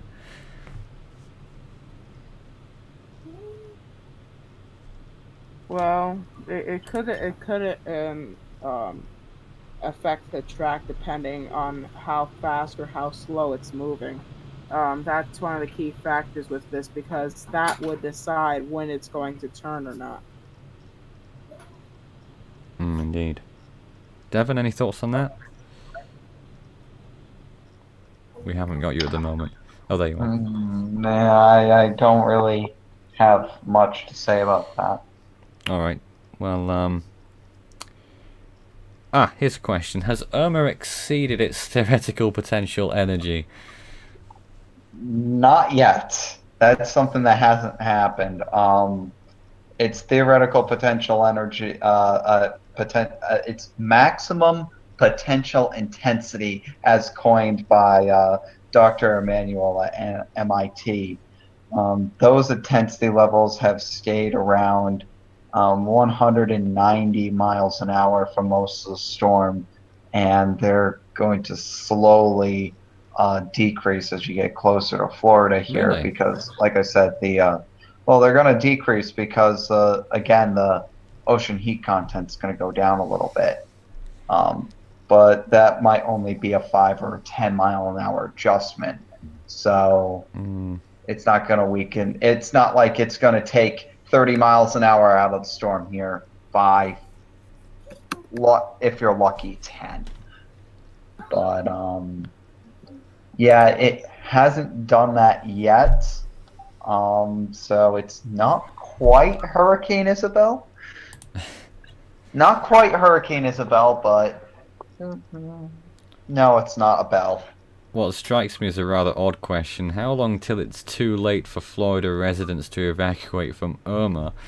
I would suggest that tomorrow is the final day to evacuate for southern Florida, right? Yeah, pretty much. Tomorrow is really the last reasonable day where you can say, hey, we can get out of here. Once the tropical storm force winds start bearing down on you in Florida, it is way too late. It's been too late already for several hours to start to evacuate because you want to get out of the area before the winds even begin. What would you the say last to... place you want to be is stranded on a roadway with 135 mile, well, that doesn't exist, but 140 mile an hour winds bearing down on your car with debris flying all over the place. What would you say to Florida Keys residents right now? Now, they're interesting because they only have one road that goes through the Florida Keys, as I'm sure you are well aware of because you've been there. Yeah, they've got one... A single carriageway for a lot of the way as well. Would you suggest that it might be safer in Key West than to try and evacuate north? Actually, that might end up being ironically true, but also you're really playing fire with probabilities. Certainly. There. So, if you are really confident in the models and you think that this storm's definitely going to stay east, then you can take the chance and go to Key West. I personally wouldn't like those odds. But the question is, if you're in the central Keys right now and upper Keys, are you going to be able to get north? Because the road infrastructure is not particularly good from getting in and out of the Keys. Yeah, as I said, there's one road that connects all the Keys, and it's US 1. So, I say if you were going to evacuate from the Keys, I would have gone out of there. Yeah, probably today was the last day to really get out of the Keys, because tomorrow, US 1's going to be jammed. And not to mention, there's probably going to be roads and highways closed, because I believe they close some of them once the winds gust above 40 or 50, they start closing roads because of safety hazards. Yes. Especially on the Keys. Bridges. Yeah. You must take that into account when you're evacuating, because tomorrow, not for the Keys, but for the rest of Florida, tomorrow's pretty much the last day you could do it. And if you try doing it tomorrow, they're probably going to close some of the roads or have less options to go up. And not to mention the conditions are going to start deteriorating. So pretty much tomorrow and today were the last days for some to evacuate. So just keep that in mind, though, that if the winds go above 40, 50, it's pretty much too late to go anywhere. I would also like to say we just got information back from the Center of Hurricane Katia suggesting no real pressure or strength changes. So what pressure did they get? Because the National Hurricane Center just went with 919, which is lower than what it was. Katia, not Irma. Oh, I'm sorry. We won't be getting anything from Irma for a little while? It's probably going to be another hour, I'm guessing. At least from the center anyways, you know, they're just examining the quadrants right now. And aren't we spoilt to see that there's only one plane in there right now, and there could, when there's been two before, and you know, they do a very good job up there. Yep. And you gotta imagine once this thing gets close to Florida, there's probably gonna be 3 or 4 planes in there simultaneously. Wow. Oh God. Like there was with Harvey, man. They flew. They had a plane in that storm for every single little bit of it until it made landfall. Hold on a minute, there's a hurricane watch that has just been issued for St. Martin, the whole island of St. Martin, the French and the Dutch side. That's some breaking news. A hurricane watch has been issued for St. Martin. That happened at 10 minutes past midnight UTC, which is just 2 minutes ago. No change in strength. That's for Jose, of course. Good Lord.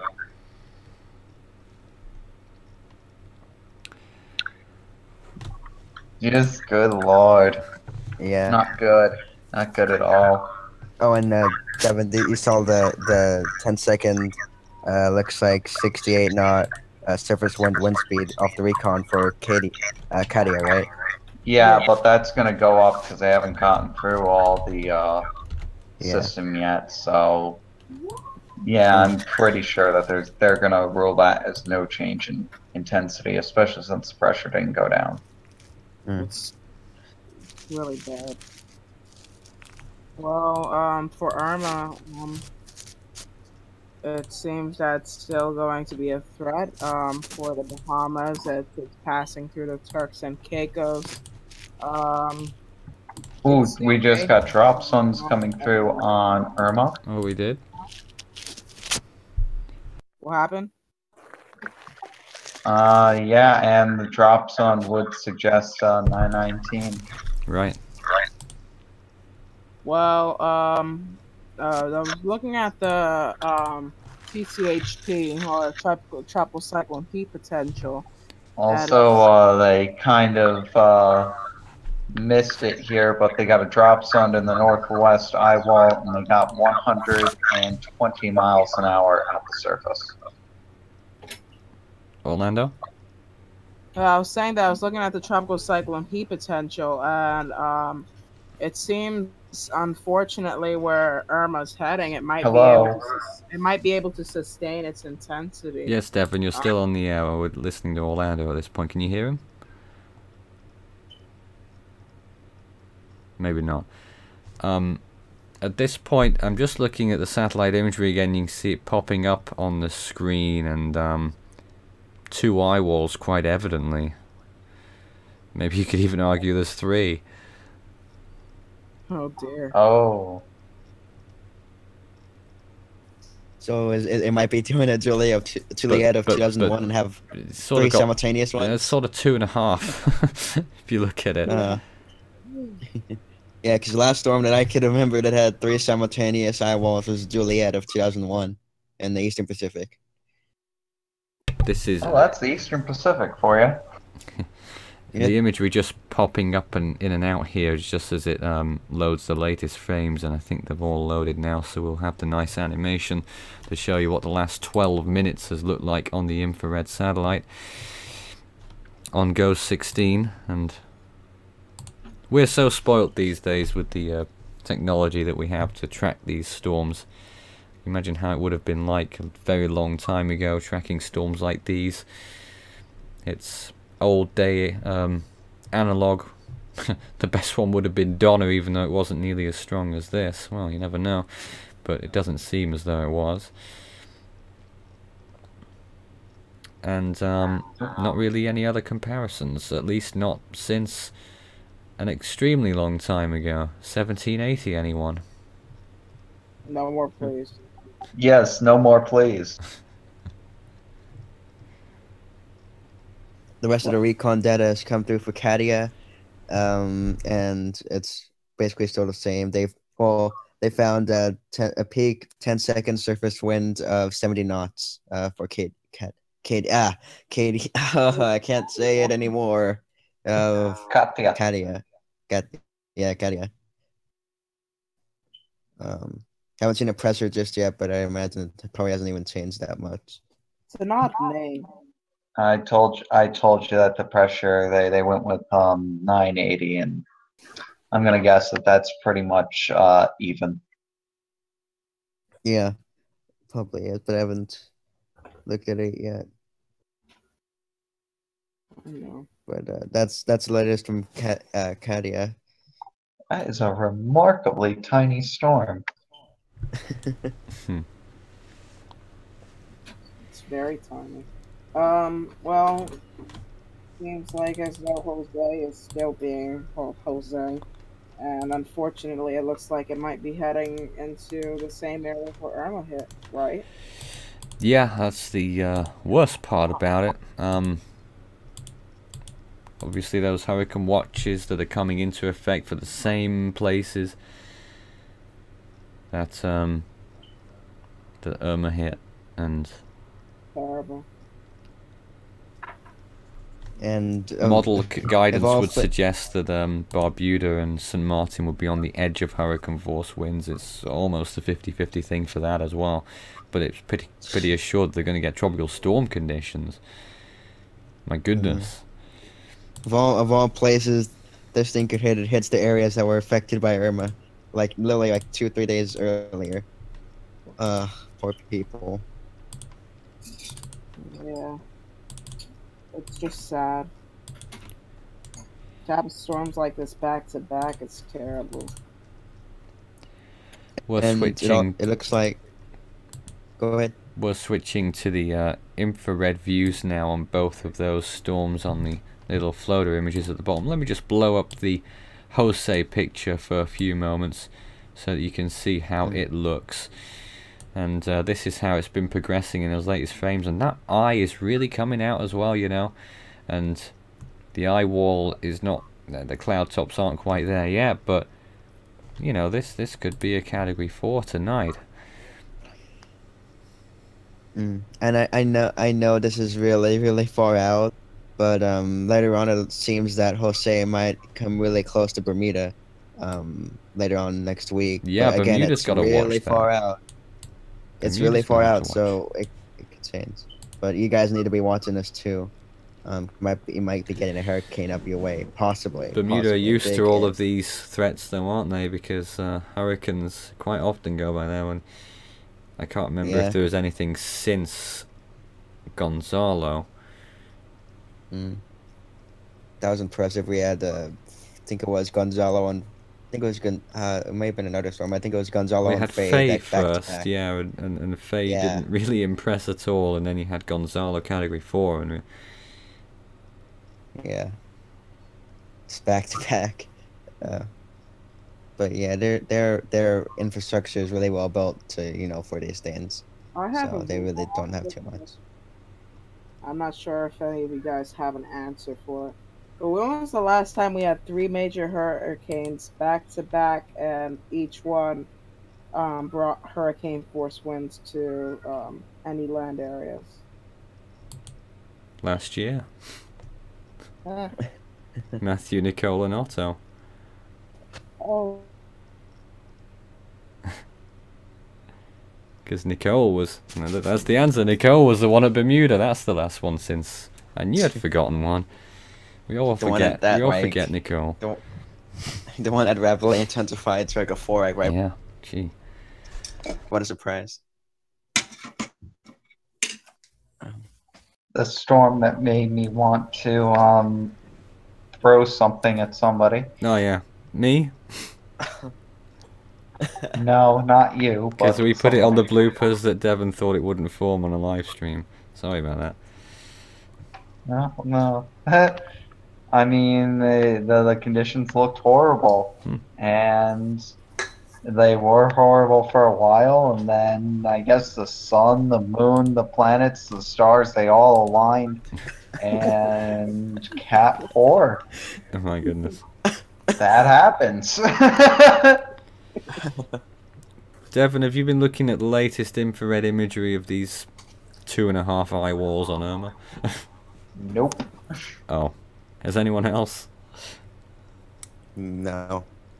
Well, Everyone If watching the 5 stream My hours- seems text to was have like 20 minutes ago. everyone watching the stream seems to have a higher benefit than everyone on the actual call right now. So I think people watching will be Well, more. I votes, have no idea where to access Go 16 1-minute infrared imagery, so I'm stuck with the floater images for now. Oh, But last time I checked it at about like 2 hours ago, I think it was. It looked like it had that 9 shape like an Arc 10 did. it did. Then it got a little bit better, more symmetrical, and now it's you can kind of see on a satellite how it's having an eye wall placement cycle.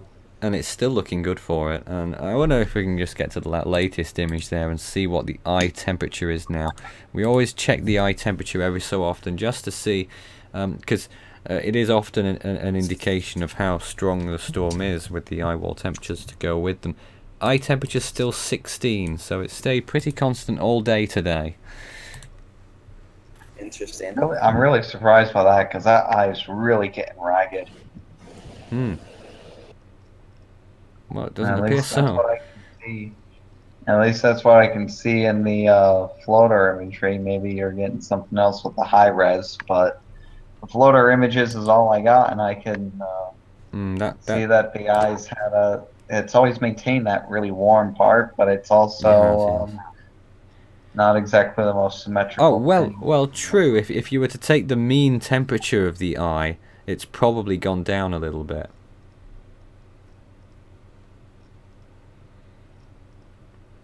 But that 16 Celsius recording was the latest as of about 14 minutes ago.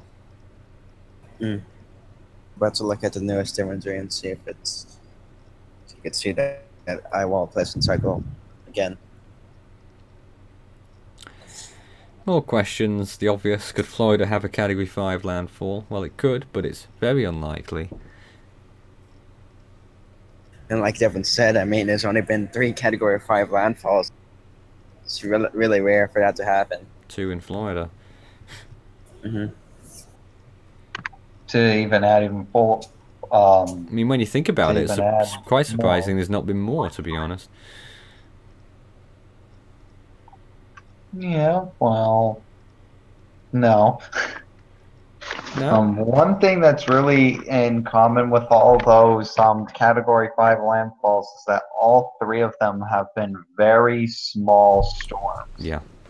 You look at Camille, it was a very small storm. You look at Andrew, maybe the smallest Category 5 worldwide. And Andrew and Labor Day, intensified quickly as well? Had a period of rapid intensification, did they not? Yes, very quickly, and it's possible that the Labor Day hurricane was even stronger than what they say Really? the 185 was, because the storm was so small. You know, I've even seen stories that apparently the gale force winds didn't even reach Cuba. Wow. That's how small the storm was. And that's something like 90 miles. Yeah. So it obviously was not a big storm at all. So there you go. And because Irma is already at this intensity, rapid intensification is very unlikely. Well, you were always looking at the ship's models for rapid intensification possibilities, Devon. Have you got any news numbers on them, or are you just not listening to them anymore because they got it wrong the first time? I love your dog. Thank you. Oh, Isaac's talking to someone over there. Well, they got Harvey pretty much spot on. They said 50% shot of a Cat 4, and Cat 4. So, and that was, I think, 36 hours before it became a Cat 4. So that was a pretty good forecast. Probably better Yeah, than I'm anyone looking. else. I'm looking at the satellite imagery again. This is probably 10 minutes ago, and yeah, I could definitely make out the eye wall placement cycle there. Really noticeable. Oh yeah. On infrared. The latest ship's model does not have it losing Category 5 strength through 2 days. And that's enough to take it to its closest approach to Florida. And it's broken. Oh. It's That'll broken? be a scary thing for us. And That's not good. If that comes to fruition, it'll be really scary. You pretty much have under Category 5 on your doorstep. But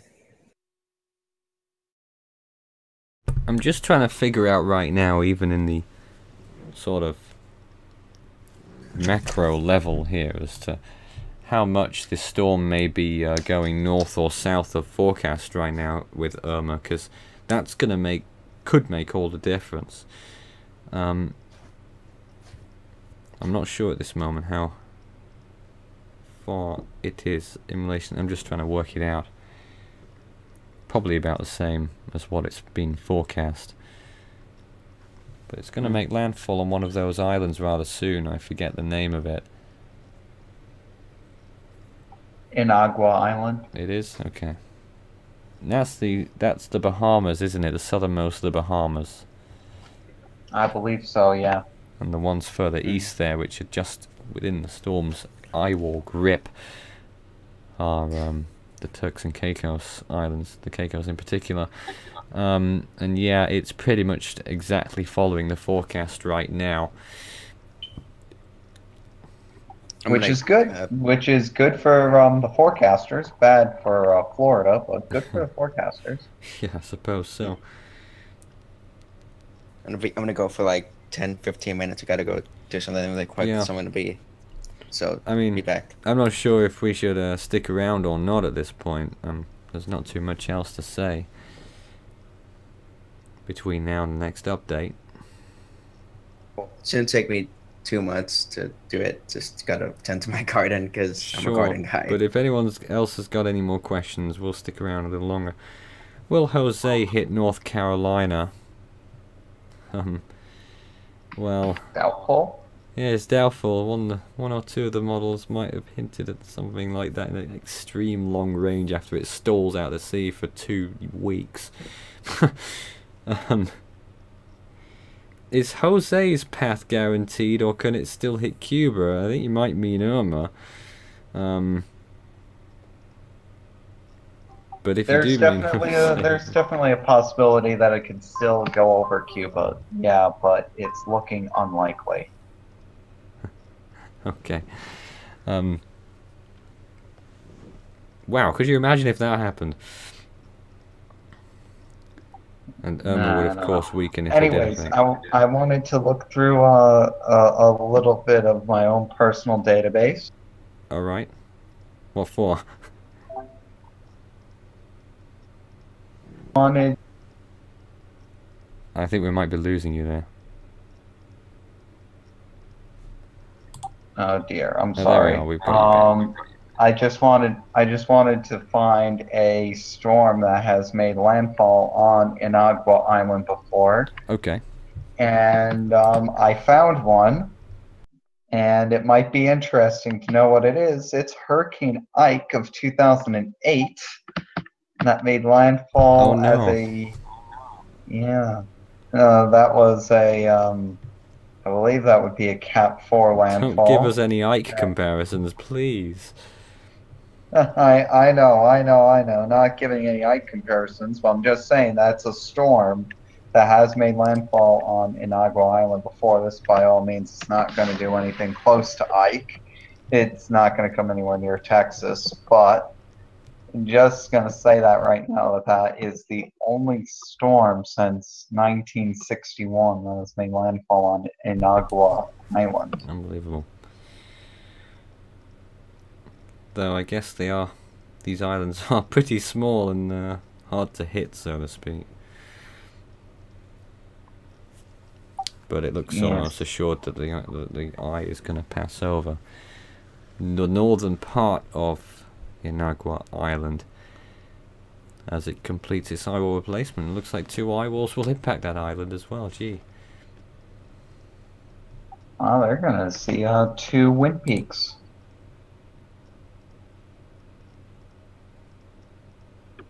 And it looks like a drop into the center of Hurricane Katia got 983 millibars, so that's interesting. 983 in Katia. Yes. Well, they had it down as 980 before. Yeah, I would have agreed with that, but yeah, they got 983 with a relatively low wind speed at the bottom, so. We haven't actually shown any imagery of Katia because we've been too preoccupied with the other two storms. I'm going to get a little loop of Katia for you right now, just for a quick look, and it's showing up there at the bottom right hand side. The screen will blow that up onto the screen. There's Katia right now, and blimey, it's quite a mess of a hurricane, isn't it?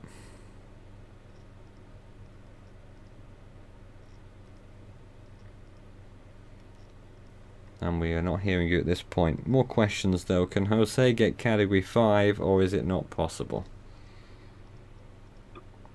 Everything is possible. It is possible. It is. But, well, at the moment it's not being forecast, that's all we can say. But the way it's looking, it's and looking I really don't good. think, and I don't think it's likely because it's going to cross over the same places that Irma crossed over. And that means it's going to be crossing over cooler waters. But it already looks like 125 miles an hour, wouldn't you agree? Oh yeah, it's definitely a major hurricane. I mean, getting on for Category 4 if it keeps up. Stop. I mean, the ice coming out in latest frames will toss it back over to the Jose imagery. That's what Jose looks like right now, and the very latest frame of it there looks pretty good. I'm going to see if I can hop over to the Ghost 16 imagery and see what they're getting for Jose right now. Difficult to balance these two at the same time, but there's the latest on Jose at least. And you can probably hear the distant rain in the background here at Force 13 HQ, but in the meantime we'll just put that to one side, Jose's imagery there, whilst I do some more checking and just show you the latest forecast tracks whilst I find some more on Jose, which I'm trying to get to you right now. Just I'm curious about what kind of eye temperature we're looking at in there. In the meantime, more questions, such as will Jose be a sorry about that. Will Jose be a fish storm? No, because there's a hurricane watch in effect for Barbuda and Antigua and St. Martin, the same places that experienced the Category 5 on 185 mile an hour eye of Irma.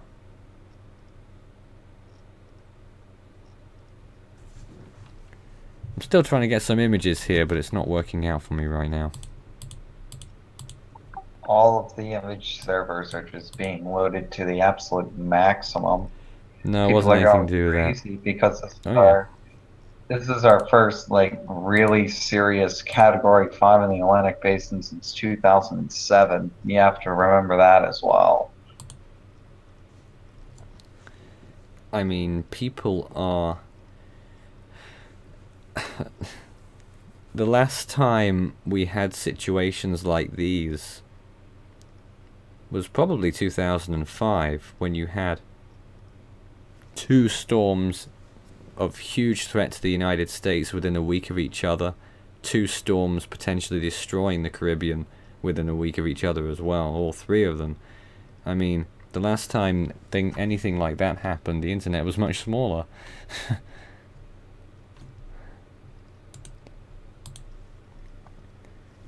I'm finally getting to the current eye temperature of Jose, which I'm sure everyone wants to know. Maybe.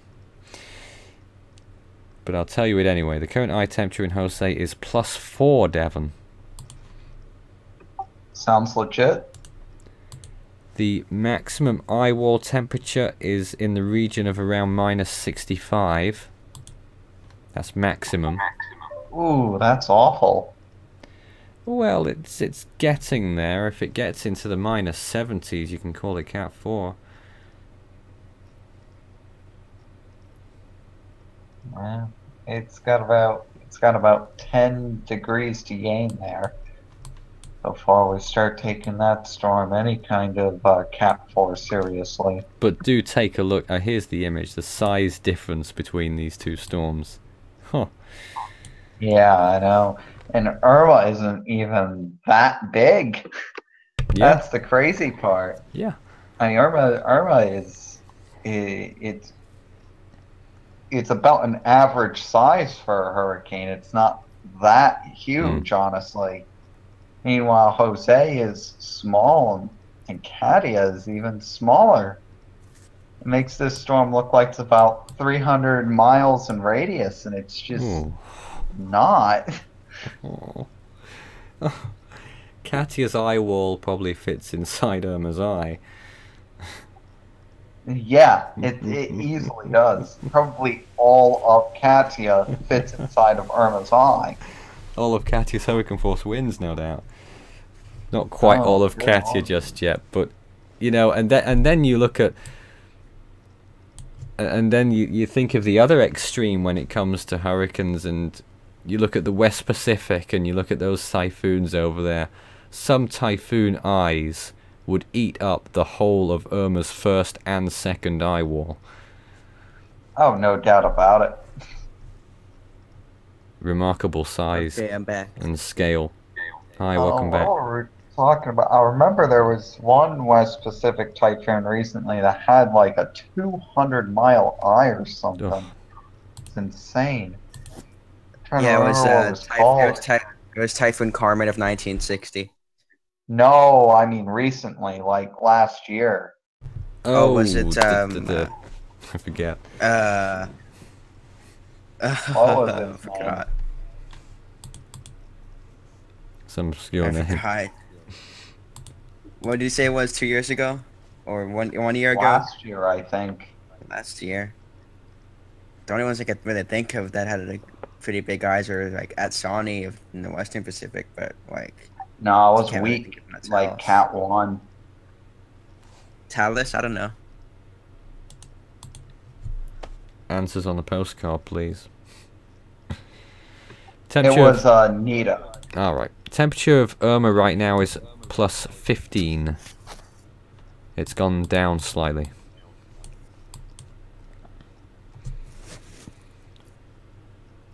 And you'd And still then, think this is a Category 5? Ooh, not currently. Really? It'll probably get back up there, but not currently. It is.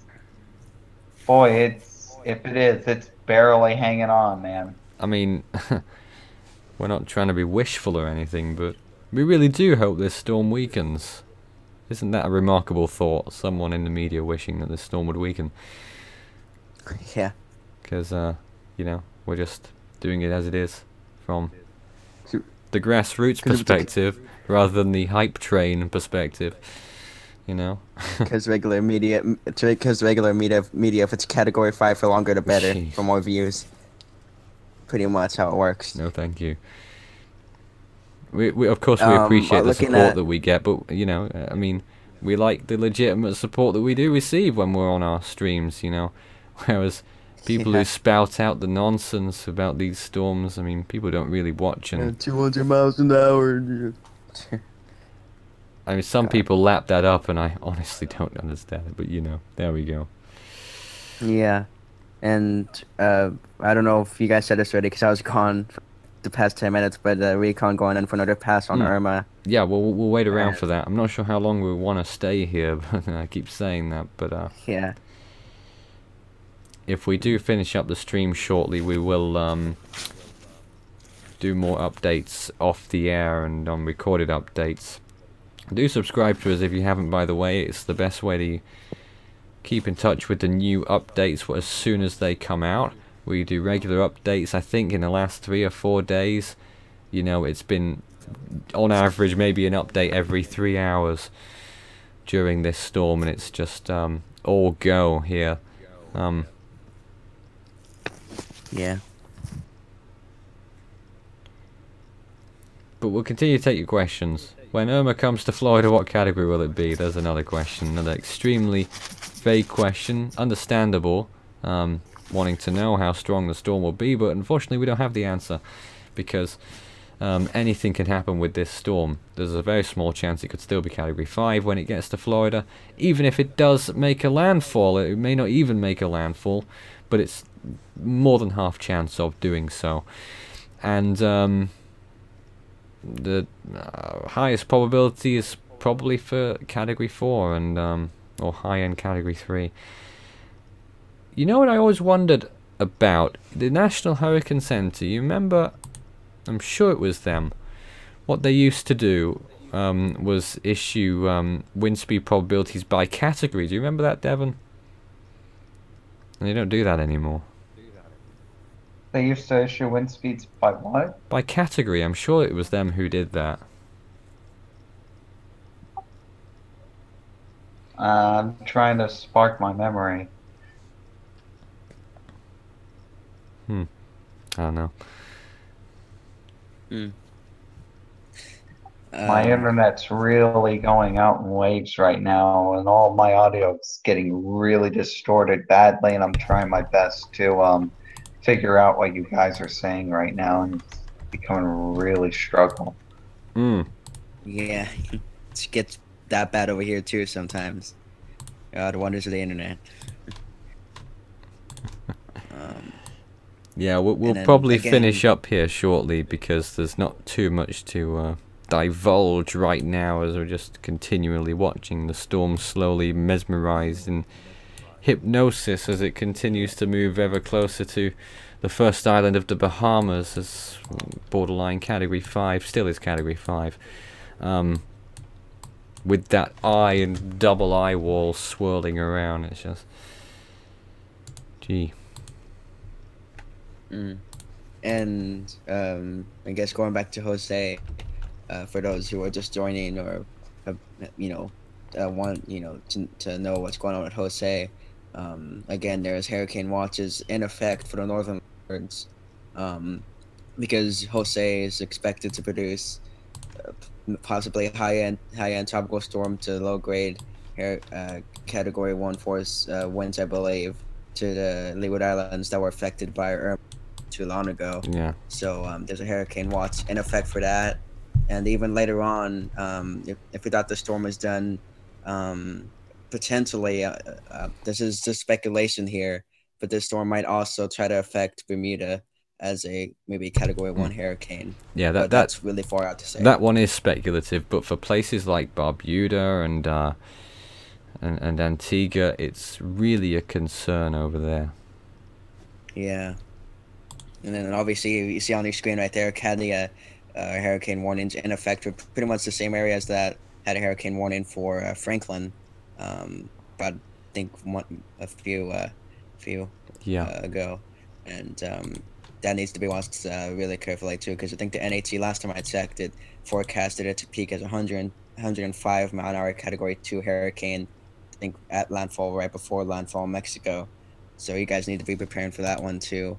And we're pretty much having really active tropics right now, obviously, since we're getting into the peak of near the peak of the hurricane season for the Atlantic.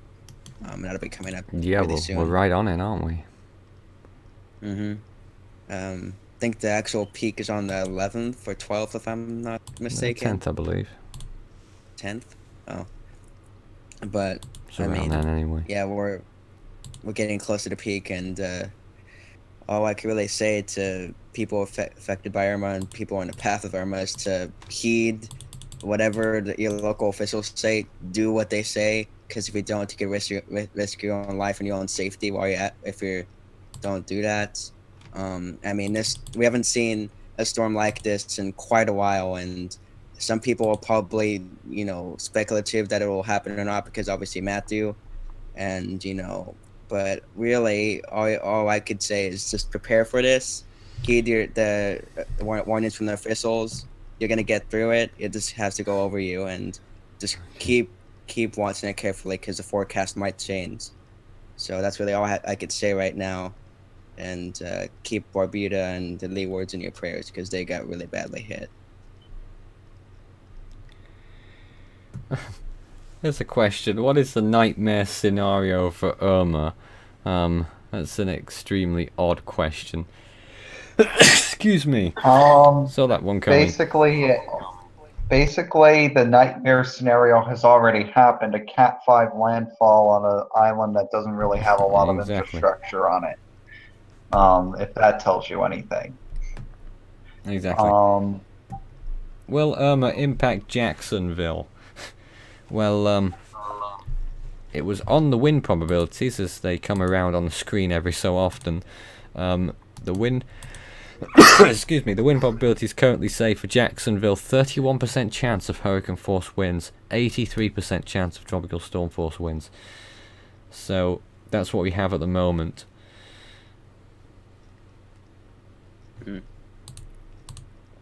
In terms of the numbers, but I mean, people want more description for Jacksonville. They had the real flooding issues with Matthew last year. Do you think that will happen again, or it's surge, isn't it? That storm surge is still going to be there, and it's still going to be huge. And people got to prepare for that too. People in the coastal areas need to, you know, board up, put sandbags around your houses, and I mean, just pray for the best. I mean, that's really all you can do, because there's nothing you can do to stop it. It's got to come through. So, like I said, just heed your warnings from the officials. Really, really heed. And they've been, you know, knowing what they were doing, and just do that. Prepare for this thing, and hopefully, you'll get through it all right. And yeah, you just gotta wait for it to pass, because there's no way to, you know, weaken these storms fast or anything. In the meantime, that's where we are right now. And any news from Recon? Were we expecting some right now? I'm about to check that right now as you're speaking. Mm. I'm about to check it. I'll let you know what the latest is if my internet is cooperating. Nothing new. We're probably still 20 minutes away from having anything really palpable. Sure. So far, they're going into the southwestern eye wall of Irma, and so far they've recorded around 83 knot flight level winds. So that should update pretty soon, and we'll see what we get in the eye. What we're going to do on this stream, we're going to finish up in 10 minutes on tonight. What we are going to do is, by finishing early tonight, we're going to begin early tomorrow on our stream. We'll start our coverage in the morning Eastern time, and throughout the day we will be broadcasting probably all day long tomorrow, Friday, and we'll be there daytime into the evening, and we'll probably be running 24-hour coverage from there on in as the storm approaches Florida. And you know, things are getting bad when we start up the 24-hour coverage, but that's probably what our plan of action is going to be for tomorrow. For tonight, we're going to be finishing up shortly. There'll be more updates to come on the channel, recorded updates that will occur throughout this evening into the early hours, but I think we'll probably begin live streaming tomorrow at something like 9-10 a.m. Eastern time, and then we will be running throughout the day as Florida and the rest of the Bahamas prepares for some severe conditions from the storm. And then obviously tomorrow night will be the time when it gets quite close to Florida, and then the main day would appear right now. It's going to be Saturday, doesn't it? Yeah, pretty much tomorrow is the last day again. Saturday night. I'm just going to reiterate just in case. Yeah, pretty much Saturday is the last day, the absolutely last day you could evacuate. After that time, once those winds get above 40, 50 miles an hour, they're going to start closing roads, and they're not going to be able to really do much of anything except hunker down and ride it out, I'm afraid.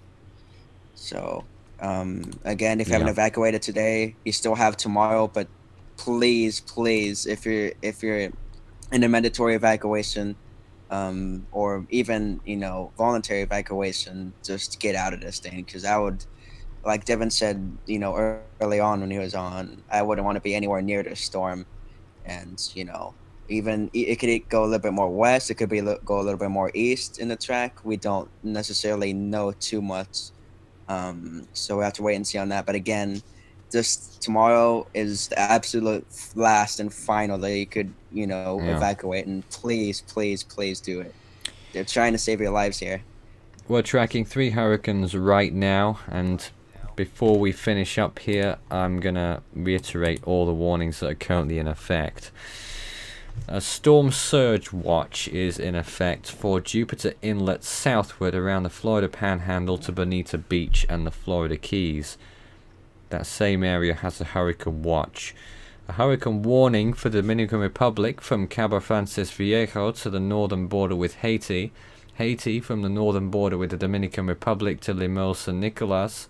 Southeastern Bahamas and the Turks and Caicos Islands, and the rest of the Bahamas as well. The Cuban provinces of Camagüey, Ciego de Avila, Sancti Spiritus and Villa Clara. A hurricane watch, as mentioned, for Jupiter Inlet to Bonita Beach, curving round the southern part of Florida, the Florida Keys, Lake Okeechobee, Florida Bay, and the Cuban provinces of Guantanamo, Holguin, Las Tunas and Matanzas. A tropical storm warning for Haiti from south of Limos and Nicolas to Port-au-Prince, and the Cuban provinces of Guantanamo, Holguin and Las Tunas.